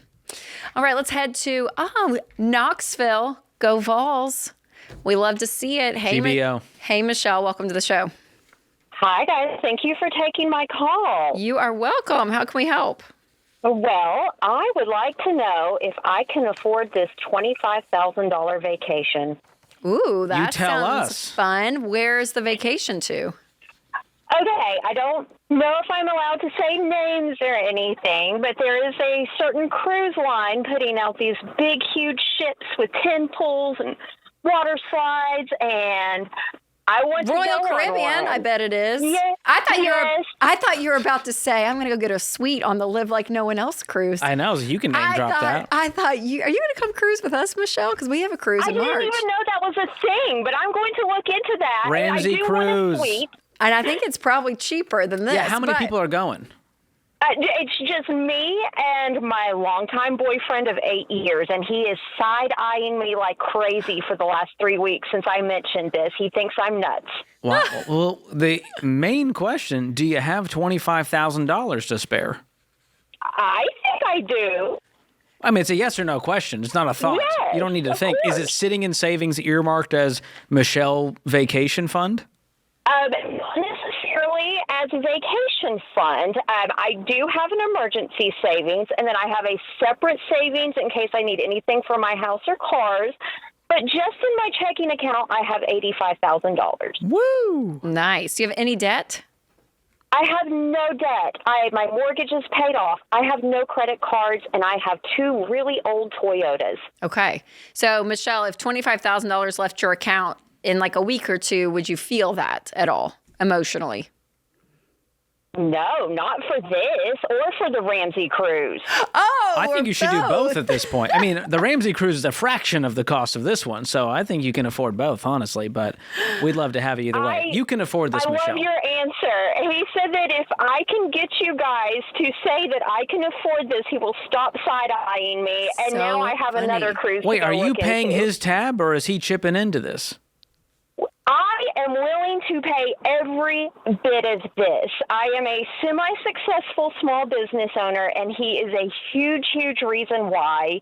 He works with me 2 days a week. He does have his own full-time job going on, but he works with me his 2 days off, and he takes no payment at all. Oh, wow. For the last That's so 8 nice. years. So this is you repaying him for the unpaid labor. This is a big, huge thank you, and I want to do this, and I want to get out of here for the winter. Our jobs are very seasonal, so we really slow down in December and January, so it wouldn't even be affecting our work. Like, we already have the time off. You got downtime. And you're able to, if you have to put a little bit of money away, too, between now and then, you could. I mean, I know you probably have to put a deposit down on the trip, but in general. I do. Yeah. Yes. I could actually just go pay it all right now on what's in my checking account, and I wouldn't miss it. I would be so looking forward to it. Yeah. Trade that number for an experience. Let's go. know. Now, I'm curious. 8 years you've been dating him. Are there plans to get married? Is there a reason you guys don't want to, or one of you doesn't want to? Well, we have discussed it. We're both in our late 40s, and we both own our own home, and I think we're just kind of, neither of us are ready to give up our own homes yet. Got it. So you don't. He doesn't want to move in with you. You don't want to move in with him. Versus an eternal relationship, you know? This is just an eternal relationship of helping and love. He's married to his house. He's married to his house. Yeah, he values the house. Y'all value the house more than each other. I'm just saying, what better place to propose than this fancy cruise or on the Ramsey cruise? We'd love a proposal. I know. I think he's actually more into the idea of getting married than I am, but I don't know. He would have to ask with something really good. Not necessarily jewelry, maybe a nice handbag. Oh, you know what? That's the new proposal in 2026. We propose with a Louis. Oh my gosh. I'm okay with that. She's Michelle, you're funny. This is so fun. I love her spirit. You've done so well, Michelle. You've got green lights from us. Yes. This is the way to do it. You're baby step 7. It's your time to live like no one else because you've lived like no one else. You got no debt. You saved up. This is a drop in the bucket for you. I think you can afford it, Michelle. And go to RamseySolutions.com and check out the Live Like No One Else cruise. March of 2027, we're going to be setting sail. So come hang out with us too because you're on baby steps 4 and beyond. So and you don't have to go with him. If he's going to side-eye you, you come alone. We'll be your plus one. Amen. All right, let's go to Greenville, and we have Jenny on the line. Hi, Jenny. Hey, how are you guys? We're doing great. How can we help? Oh my gosh, I'm so excited. Well, my husband and I got married like a month ago, and we're so excited. Oh, but congratulations! Thank you. We just went to the bank and joined all our finances because I kind of made them. But we knew it going into our marriage that we were coming from 2 different places. And I'm hoping you guys can help me kind of get him on the same wavelengths as me. He came in with a little more debt than I have. And I came in with more savings than he has. And I'm hoping that we can pay off all the debt. Yeah. But I think he sees it as, I don't know, me coming in and taking over control. So I want him to be on my page, but I want him to think it was his idea. Oh, wow! Welcome to marriage, George. So how do we I'm kidding. manipulate your husband into being okay with this? No, it's not manipulation. It's just taking away guilt because he kind of apologized, for taking out loans that he and feels stuff. guilty about it. You know, and I don't want to start paying things off yet if he's not on board. But sure. Well, I think the value system needs to be aligned, and I think you guys can talk about that, and you can speak from your experience, Jenny, of how you want to see money going forward. You're creating a life together. You guys are starting off, and just to say, I want a life that is. That I have lots of margin and lots of peace with money. I don't need to live up to the edge and above and beyond what we make. And so I don't want debt to be part of the picture. And just paint a picture, Jenny, of what that does for you. And then you need to be able to talk to him, and he needs to be able to communicate what he sees, what he thinks. And yeah, it may not happen in the first conversation, but hopefully you guys can get to a point where the goal is to pay off the debt. And realistically, yes, you will be using some of your savings for that. But if he has guilt over that, number one, you can't fix that. That's going to be his issues to work in. But also, I see that as marriage. I'm like, you take on the other person's stuff. Like when you get married, you're choosing to combine lives, the good and the bad, the past mistakes, the thing, you know what I mean? Like all of it. Like you are choosing to combine a life together. Past, present, future. Yeah, and money is part of that. And so it's kind of this, entry into marriage, if you will, but it's there with numbers instead of emotions, I guess. Right. I just don't want to put a damper on his confidence, Yeah, well, as a man, he has this bow up. I want to provide. I want to, give my wife security, right. And so this makes him feel a little bit small for him to be in the weaker position, and for you to be in the place of strength. And your entire vibe here is not giving guilt. I don't know how you could share any of this with him the way you're sharing it, and he goes, "Man, you made me feel so bad." Yeah, because it's his all stuff. on him. It's his stuff, and it's the thing too. There's gonna be weakness in life, and so yeah, his ego may be bruised a little bit, but that actually shows a level of humility to say, hey, I'm surrendering all of this. And I hate, there's some guilt behind this and some shame. And I hate this. And this is what it's doing to me. You know what I mean? And you guys talk through it. And it's amazing what can happen when you just say those things out loud. And so it's not weakness, in my opinion, at all, because it is what it is. And the goal is to move forward and to build wealth as quickly as possible. And so we want to do this together. I like that. Don't focus on the debt, focus on the future. And part of that is becoming debt-free. What's the fastest way to get there? Let's look at our resources. Great. We can knock out this debt. We're all one. Let's move forward.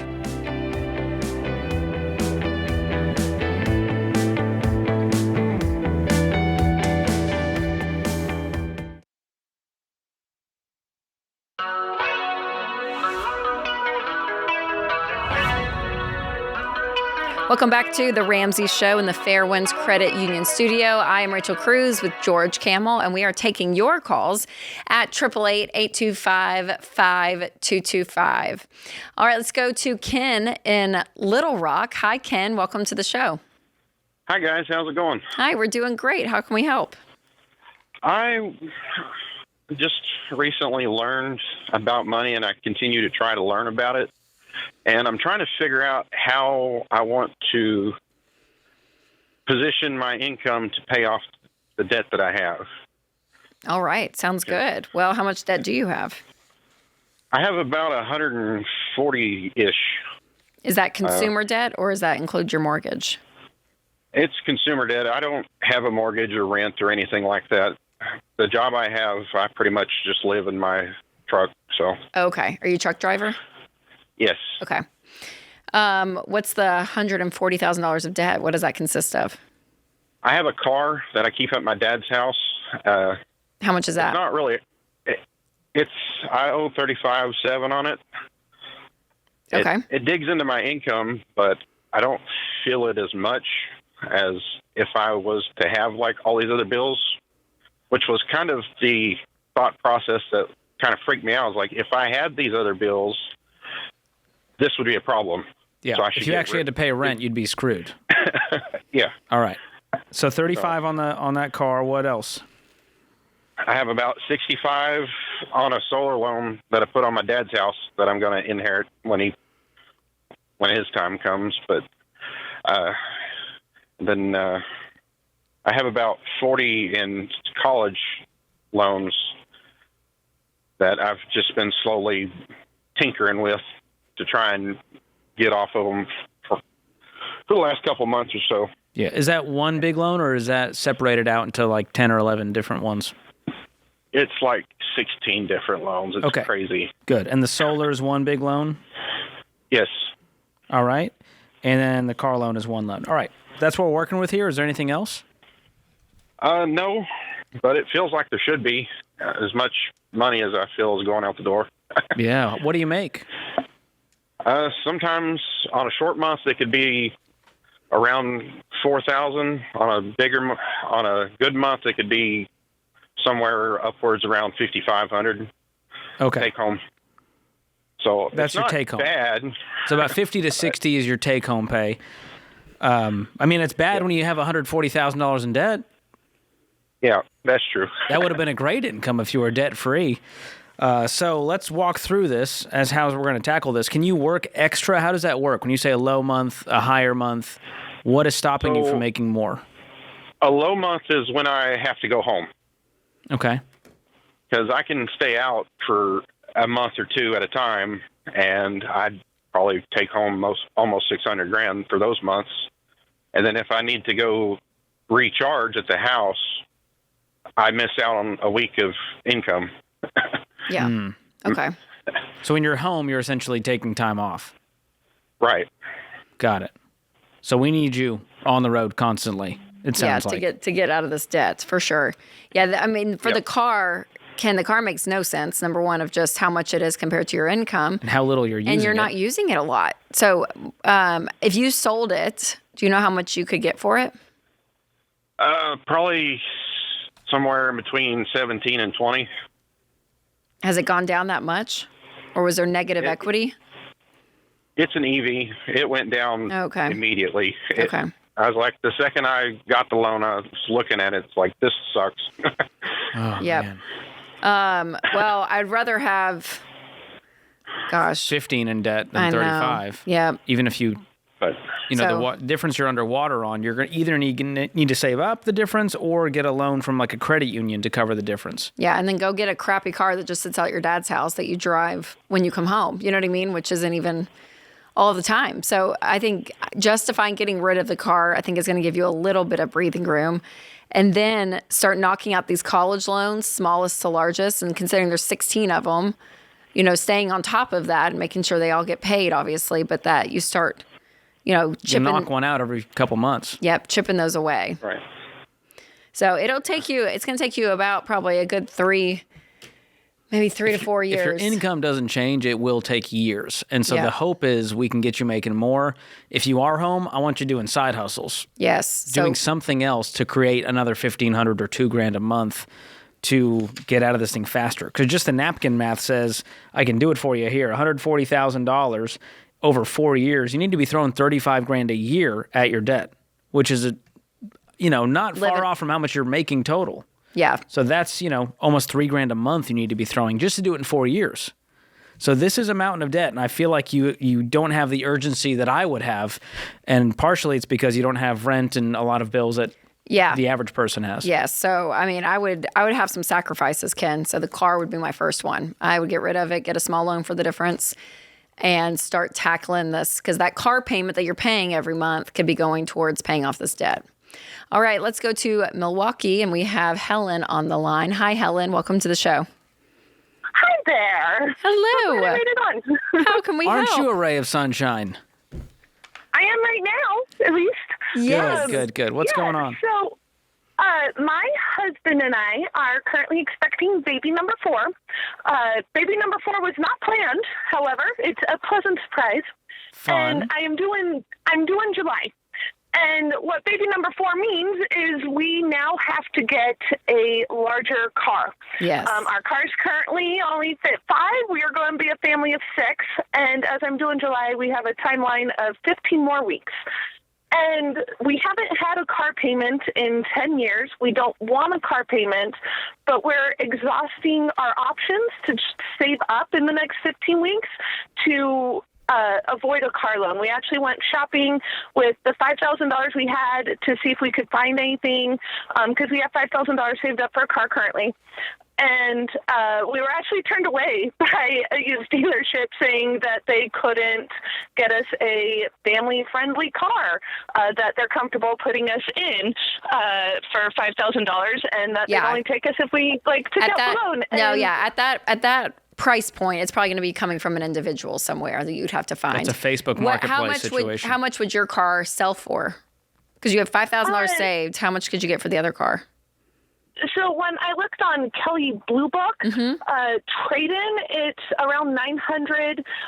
Per private sale, it's about $2,000 at the highest. Okay, so perfect. $1,000 lowest, $2,000 highest. Okay, great.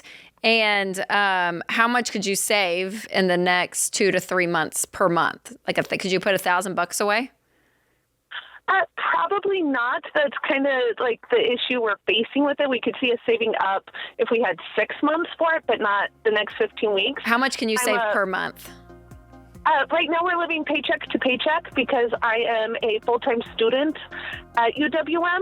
Okay. I gained my degree in biochemistry, and come May, our budget opens up a whole bunch more. Oh, good. To where we can put away like maybe $700 a month. That's great. So what I would say is, number one, the expectation of a super nice car is not really there because you'd sell yours for $2,000. So that's great. We're not looking for anything bougie. You're not bougie. It's great.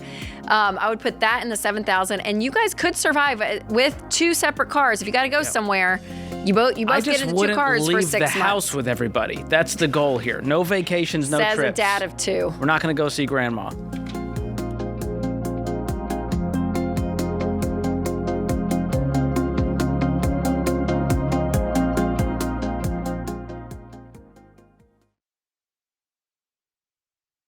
When people hear my story of paying off debt, they say things like, dang, that must have been so hard. I could never do that. And I tell them, sure you can. It's a short-term sacrifice for a long-term gain. But do you know what's really hard? Working your whole life and never having anything to show for it. Never having the long-term gain. Just feeling broke and stressed and maxed all the time.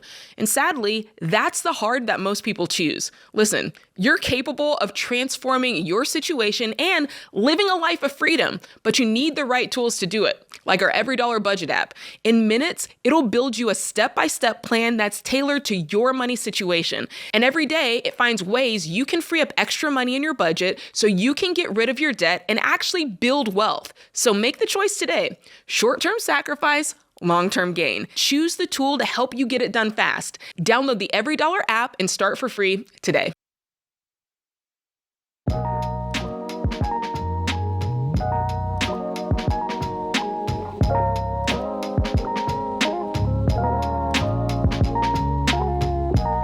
So we were just talking to Helen about buying a new car. We had to jump off because we had a hard break we had to get to. But George and I were talking in the break, and you know that there are options, you guys. If Helen hopefully she listened to our advice, because we get the call of people that get in a dire situation and they're like, well, you know, I couldn't get this. The car dealer told me this. And so we just went and got a $35,000 van just to like make us feel good about it. And then they're trying to pay it off and they're back in debt. And so hopefully that's not what's going to happen to her. But here's the way you have to think about it. When you take debt off the table and you say, okay, we are not going into debt at all. What does life look like? And so for them specifically, they had $5,000 saved. They could sell theirs for $2,000. It's a $7,000 car. And then she said our income's going to open back up. I think she said May or June-ish.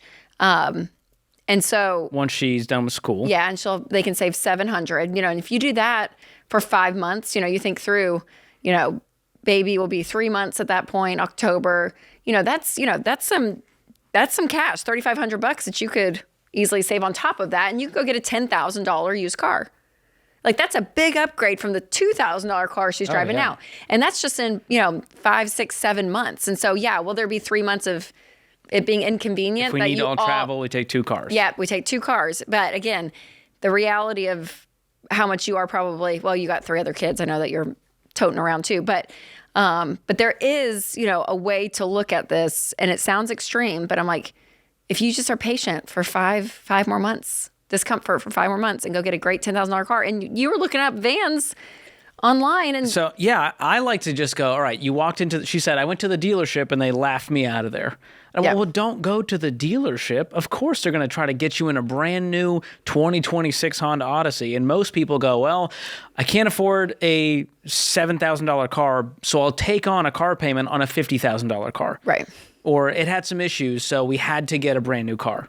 Or I was worried about my family's safety. So I'm like, all right, go Honda Odyssey, because you know that thing's going to outlive you.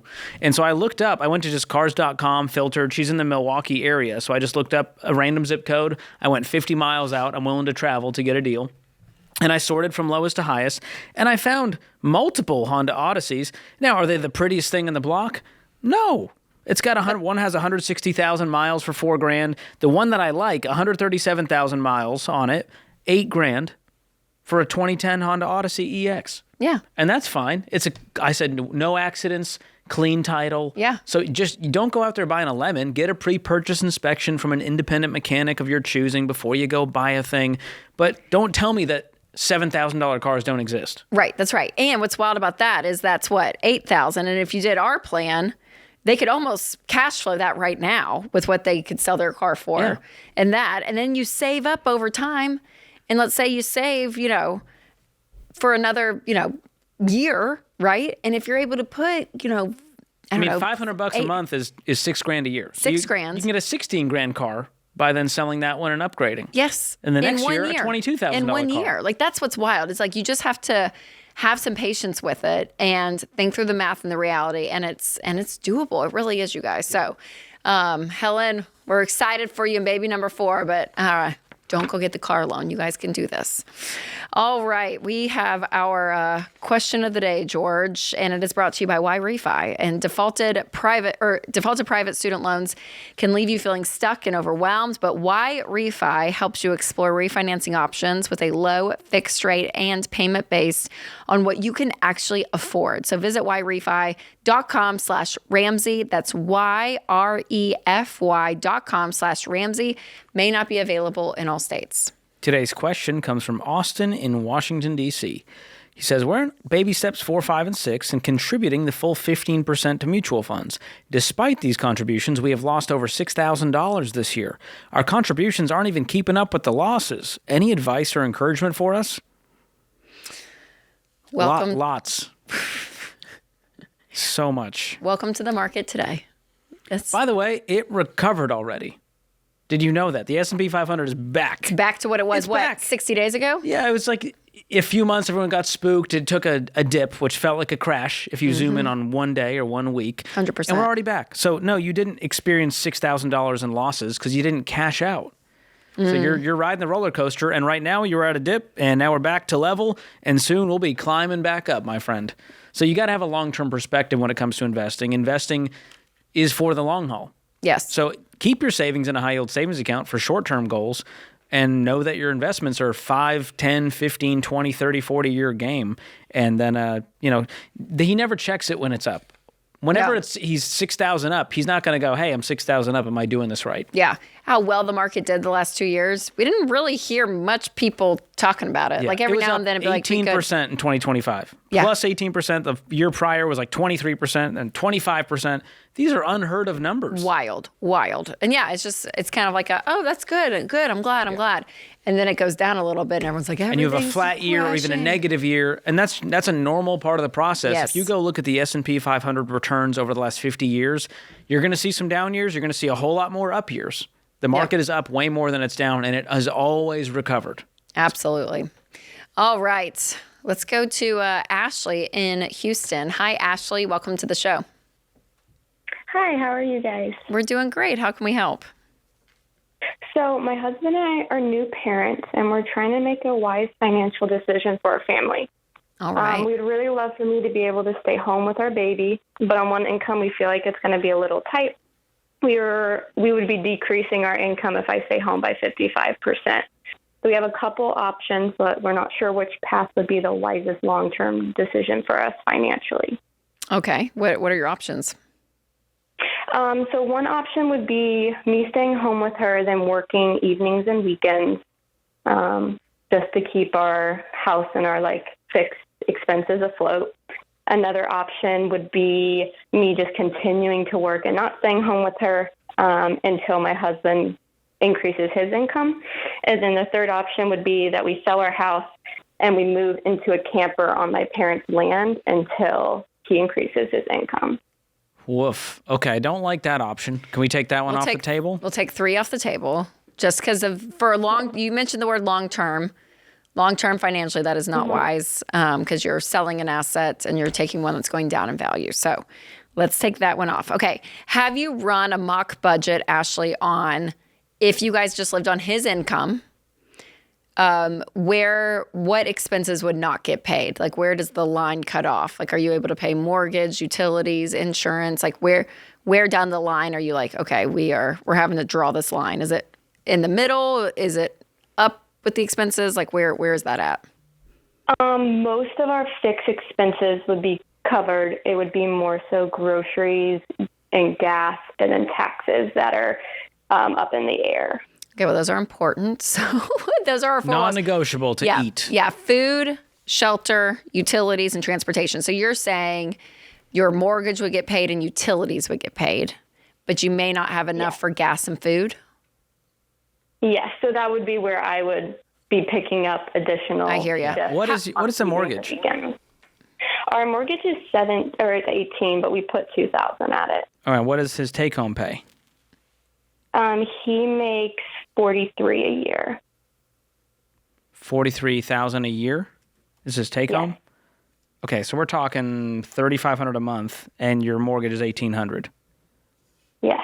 That's tight. Yeah, you may not be able to. Yeah.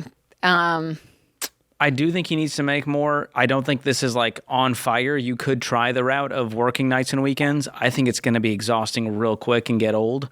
So we need a clear path that he's going to make more. Otherwise, this mortgage is too much, or you're going to need to continue working until we have a different financial scenario. Yeah. Yeah. I don't mind the idea of moving, Ashley. Maybe it's you guys moving to a smaller condo, maybe in a different part of town. Like, I don't know what that looks like, because you could change your housing situation maybe a little bit. I mean, $1,800 isn't like crazy. But if you could find something for like $1,000, right? $1,200 even for a small mortgage, that would be ideal. So you're almost shifting your lifestyle, downgrading it so that you can have the value of staying home, or you value staying where you guys are. And yes, you probably would have to contribute financially a bit until his income comes up.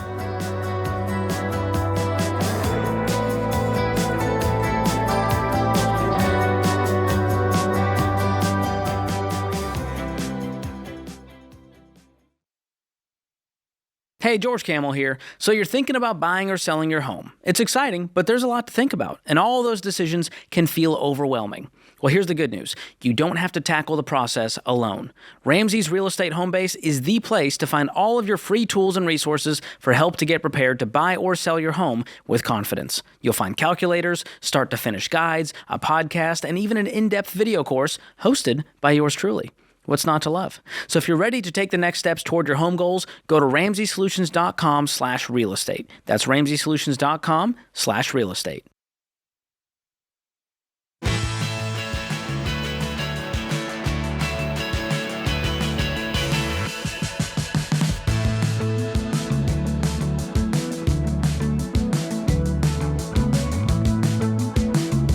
Buying or selling your home is a big deal. And with all the clickbait headlines out there and conflicting data, it's really hard to know what's happening in the housing market.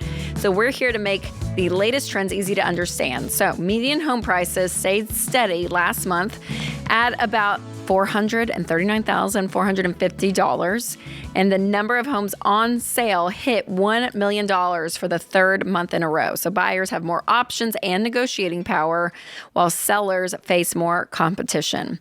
So the average 15-year fixed rate dipped a bit to 5.86% last month. And if you are debt-free, you have a fully funded emergency fund and a solid down payment, now is a great time to sell your home, to buy a new home, wherever you are in the process. That's where you want to be in the baby steps. So if you want to learn more about housing market trends and get free tools to help you when you buy or sell your home with confidence, go to RamseySolutions.com/market or click the link in the show notes if you're listening on podcast or YouTube. All right, let's go to Blake in Panama City, Florida. Hi, Blake. Welcome to the show. Hi. Hello. How can we help today? Hello. Okay, so my question is, so me and my wife have our house paid off at 34. Whoa. And I went back to school and got a degree at 30, you know. So we were struggling before, and I was like, I ain't going to keep doing this. But the thing is now her family is peer pressuring us, and she's falling for it to go out and buy a bigger and better house and new vehicles. But they're all paid for, house is paid for, and she's falling for it. What do you mean falling for it? You guys haven't done anything yet, right? You're just saying she's in on it. She's like, yeah, I'm ready. Let's go into debt. That's right. Do you guys have the money to upgrade cars, and do you want to? No, I don't want to. But do you have the money to? Yes, I do. Okay, but you're just like, that's not a priority for you. Is there any merit to what she's saying in that you could use an upgrade on the cars or the house, or is it totally fine? Well, with the house, it's about 1,600 square feet, and we do have 3 children, so they're becoming teenagers, so it is getting cramped in there. But and then what's the the other house hand, worth? I'm about $290,000. Okay, and how much money do you have outside of that? And our bank accounts combined, we have about $15,000. Okay, so that's kind of your emergency fund? That's right. Okay. Anything above that savings?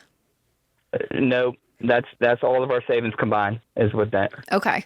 And what do you guys make a year? I make right on 170, and she does insurance, and she makes 70.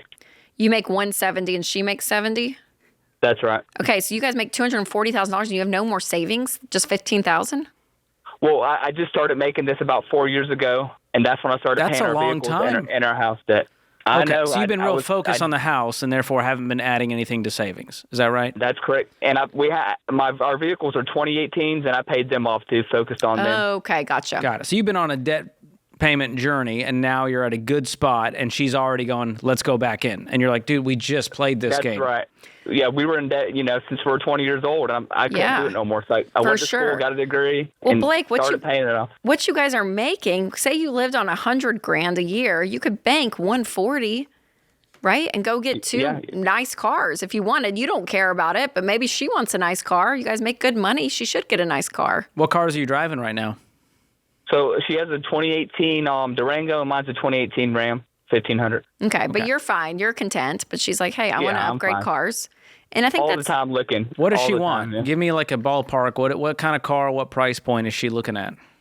Well, she was looking at the Wagoneers, and they're $90,000. Goodness gracious. $2,000 a year, $2,000 a month. No payments here. We're not going to be going down that road with her, but you guys could save up, get a used one if you want to look. I feel like they don't have great resale. I feel like here's the thing, nobody wants to deal with the maintenance because it's in the shop half the time. Yeah, I don't think they're great. I don't think those are great cars, but but it would be okay, Blake, if she went and bought you make $240, no debt, no house payments. You could get a $30,000, $40,000, $50,000 SUV, and it's not a big part of your world. $70s too much? I mean, just based on your lifestyle right now, it feels like a big jump. But probably we say no more than half of your income tied up with things with wheels and motors. So technically, if you guys kept up this income, you could have about $100,000 in total vehicles. Yeah, that's fair. So maybe a $50,000, and it needs to be used. You guys don't need to go get a brand new car. You're not at that point yet. Let someone else take the hit on depreciation. Yeah, but she could go get a $50,000 car, but you guys need to save. It's a nice car. Yeah, that is a great car. That's pretty much any vehicle used that she wants. Yes, but y'all need to save up and pay cash for it, okay? That's right. My thing with the house is the kids are teenagers, and it is cramped, but they'll be out the house in 5 years. I don't just see the point of getting something bigger and then just me and her. Okay. Well, true. All of this is wants at this point. Our needs are taken care of. But Blake, you can spend some money. Okay. I'm not saying go upgrade the house right now, but I don't feel like she's completely out of control for wanting to up a lifestyle a little bit, especially since you guys are making good money now. So what's your household expenses every month? Everything that comes out of your checking account, what would that add up to in a given month? I would say about $2,000. Goodness gracious. And you guys are clearing what, 15, 16K a month? Yes, sir. Like I said, it just started because we just got the house and everything paid off in January this month. Okay, well, let's play it out. That means you could bank $14,000 a month, $168,000 a year, which means you could go buy her $50,000 car and then save up another $100,000 and upgrade to a $400,000 house all within the next 12 months. Do you hear me? Right. Yes, I just don't know how to. It's because we came from nothing. That was so hard to save because I didn't have a good job, and then I finally did, and I'm so scared to go back to what it was. You won't go back if you don't go into debt. Yeah, that's the thing is you're moving forward with no risk. So you're purchasing the next house in cash. I just told you save $100,000 up, sell yours, take that $300,000, boom, $400,000 house paid. I got you. Yep, that makes sense. Save up $50,000, sell her car. So Blake, y'all need to have a little dreaming because you are holding back, which I get why. I totally understand. And I know this is all so new because you're like, we've just paid everything off. And like, oh my gosh, now we want to go upgrade because we just paid everything off. So she's been in a season of sacrifice and She's been a great teammate, I'm assuming, for you guys to hit these goals, which is awesome. So now you guys need a dream in the future and just say, hey, in the next 18 months, what do we want our life to look like? And Blake, you may be like, I'm great driving my truck, and that's great. And she may say, I would love a newer car. Okay, great. Let's put that on the table. And I would love some more space. All right, let's go look. Let's just see. And you can just pull up Zillow for the heck of it at dinner, just for fun, and just see what's out there. In your budget. Yes, but you guys start kind of dreaming and in your budget, yeah. Don't go look at $1 million homes, because then she's going to only see $1 million homes. Yeah. But you guys need to have an agreement. We're not going into debt, but we can spend some money and enjoy some of this too, right? Because otherwise, what's the point of you working so hard and being this successful if your family can't enjoy it and reap the benefits while they're alive? Well, that was another thing. My daughter's about to be 16. She's going to need a vehicle. And I know you don't go out and buy a young kid something super expensive, but then my 2 boys are right behind her.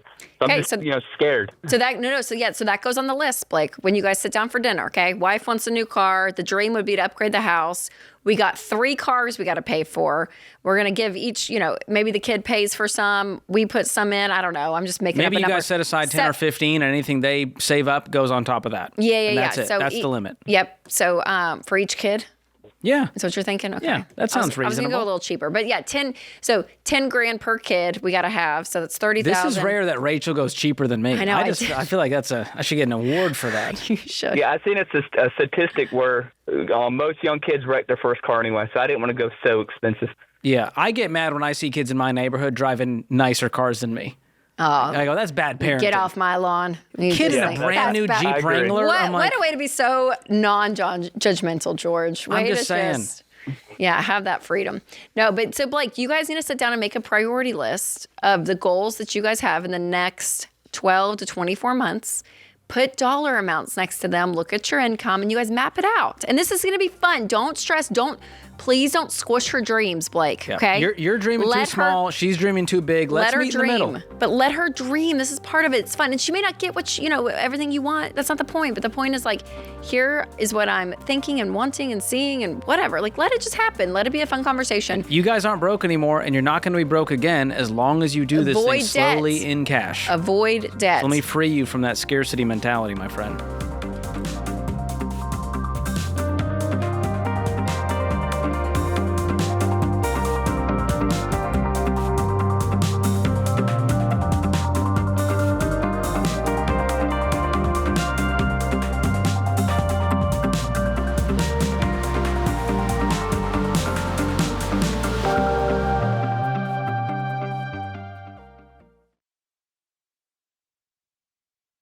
Hey guys, Dave Ramsey here. Every day on this show, we help people work through real money problems and figure out what to do next. Now, you can get that same kind of help anytime with Ask Ramsey. Ask your money question and get answers built on Ramsey principles we use on the show. Whether you're making a decision or just want something explained, Ask Ramsey is here to help. It's fast, simple, and free to use. Go to RamseySolutions.com and try Ask Ramsey today. That's RamseySolutions.com.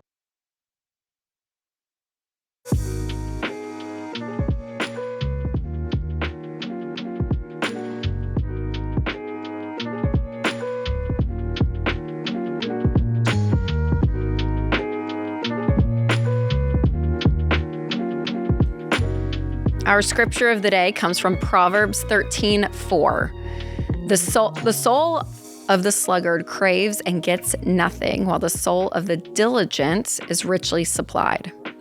Leslie Nielsen said, doing nothing is hard to do. You never know when you're finished. Huh. Something to chew on there. Did I get it? Doing nothing. Yeah. Doing nothing is hard to do. You never know when you're finished. I don't think anyone's waiting for it to be done. Is that what she means? Just don't do nothing. I think it's Leslie Nielsen, the famed actor, R.I.P. Yeah, so just keep doing something. Don't think too hard on that one. I think it was meant to be... It felt like a riddle or something. Humor. Ah. He was a comedian, an actor, so, that makes more sense. Should have known the reference. Airplane, The Naked Gun. It's before your time, Rachel. Oh, Airplane. No, I got that one. Okay. Yeah. All right, I see. When did he pass? 2010. Okay. Oh. All right, let's head to not recent to Raleigh, and we have Mary Rose on the line. Hi, Mary Rose. Hello. Hello. How can we help today? So we kind of a little bit of a longer story. We moved from Washington State to North Carolina in October of last year, and we wasted all of our resources doing so. It was a bad situation in Washington. We weren't making it. We were making good money, but we still weren't making it. So the Lord made a way for us to get to North Carolina. And we had an idea of 2 years to buy a house. Mm-hmm. Well, we are in process of buying a house right now. The Lord made that happen as well. We don't have to put anything down at all. The rent or the mortgage is going to be less than our rent payment. We do have some debt in cars and some credit cards and stuff that we were planning on paying off. And my question really is, am I thinking about it correctly in I'd rather pay a mortgage, build equity, than pay someone else's mortgage by renting? I think that's a short-sighted approach because you're not thinking about the full picture, because we don't know what the mortgage is compared to your income and what these debt payments have to do with it. So I don't know that the Lord is, in charge of zero-down mortgages, but you're here. I mean, you already did it, right? Mm-hmm. Mm-hmm. Yeah, I mean, we closed So what's the mortgage May 1st. payment? Mortgage payment's going to be right around $1,550, and we pay $1,615 a month in rent. And what's your income every month? What comes into your bank account? Well, so we make about $98,000 a year. Okay, is that your gross income? That's our gross income. Okay, but you don't know what's coming in every month. So every month. Mike, I can give you a guess. Is it around $6,000 a month? No. So I just got a new job in the town that we're moving to, which is about $5 more an hour than I'm making, plus $300 extra in bonuses a month. Okay, so what's your new hourly wage? My new hourly wage is $20, and he makes $27. Okay, yeah, that makes sense. You're making about $100,000 gross, but my guess is your take-home pay will be about $6,000. So $1,500 on a mortgage, that's about a quarter of your take-home pay. So you're in line there. Now, how much debt do you have? Well, we pay probably $800 a month in car payments, and then probably $400 in credit card payments, because like I said, we exhausted all of our resources getting out of Washington State. What's the balance of the loans? The credit card debt, the car loan? I think the credit cards, we've got about 15. Our truck is 16, my car is 9, and the Harley's 3 something. But my husband he's listed his truck for sale. Oh, so good. we're trying to get the truck out so that we can, save some money that way. And then we can really, start building a savings so that he can get something that the truck in Washington made sense. Doesn't really make sense down here. His job actually provides transportation for him to get back and forth from work. Plus, he can drive his Harley there. And his is the $16,000. Yeah. Okay. Yeah. So he can possibly sell it. I told him to list it for $27 and maybe get $25 for it. Mm-hmm. Oh, great! So you could walk away with some cash. Yeah. Yeah. Which could knock out the Harley and maybe close to paying off your car. Right. And what he wants to do is pay the credit cards off because it's a higher interest rate, and then we just cut the credit cards up and we're done with the credit cards, because that was kind of just a You can cut the credit cards up now. You don't need to wait till it's paid off, and I would do that. Right. We recommend the debt snowball method because it's the method that actually causes people to get out of debt. And it's all about momentum and psychology. So it's smallest balance first instead of the highest interest first. What you're talking about is debt avalanche method. On paper, you could maybe save some interest. But right now, we're not trying to save interest, right? If we were playing math, we wouldn't be in all this debt. But Mary Rose, I do want to say, though, when we look at the order at which we buy a home, even if it's a great deal. Even if it's cheaper than rent on paper. Yes, on paper. Yeah. I still would not have bought a home until I had this cleared out, because you guys have no money. You have $43,000 in debt. And if the heating and air goes out, you're 20 grand. Like, what are you going to do? You know what I mean? Like there's, but I'm saying the rent, listen though, the rent, even though you're paying $1,000 less, that's $12,000 a year you're saving, which is great. And I get building equity and all of that. But if something goes wrong, when you rent, things are taken care of. So just know the expense of home ownership, even though you don't see it in the mortgage, you're keeping up with the yard, all of it. So just know that that it's still going to feel, it may still feel tight. So really for the last 15 years, we've lived in situations where we take care of everything in the house anyway. Like if the heating or air goes out, my husband takes care. He does everything. Well, as a traditional renter, though, that would not usually be the case. The landlord should be paying for it, though. Right. Okay. Right. Okay. So just saying. So we understand the taking care of those types of things. Like my husband's a master of all. He does everything. So we haven't, this is the first time we've rented from a property management company in 15 years. And so when is the lease over? And have you actually closed on the house? So we close on the house May 1st. The lease is over in August, but the sellers agreed to buy us out of our lease. Okay, as part of a concession. What kind of mortgage did you guys get with nothing down? It's a USDA loan. Okay. So I know that you guys don't recommend USDA loans, but my husband got curious. He got on his phone and he put a request out. They approved us up to $250,000. Yeah. They approved us up to $250,000, and by some chance, we took a left, and there was a house on the right-hand side that was a 2-bedroom, and we've only been looking at 3-bedroom. It was $215,000 for, you can make it 5 bedrooms, and 3 parcels, and a huge woodworking shop on the back. So I'm sure, I bet it's great. I bet it's great. But the issue is if that house goes down in value, you're now underwater on a house because you have no equity. Right. And USDA loans, they include an additional premium. There's an initial fee of 1% and a 0.35% annual fee after that. So it's not as great of a deal as it sounds. It's like saying, I got 0 down on a car. Great. You just took on the full loan instead of having anything down. So I want to tell you that you can do this house. I wouldn't personally. If you can back out, I would, to kind of clear the deck a little bit more and step into this from a place of strength. Right now, you're stepping into it out of more desperation from getting out of a bad situation. But it's not going to tank you if you guys can keep up this income. Yeah. But I would focus heavily on knocking out these debts. Yeah.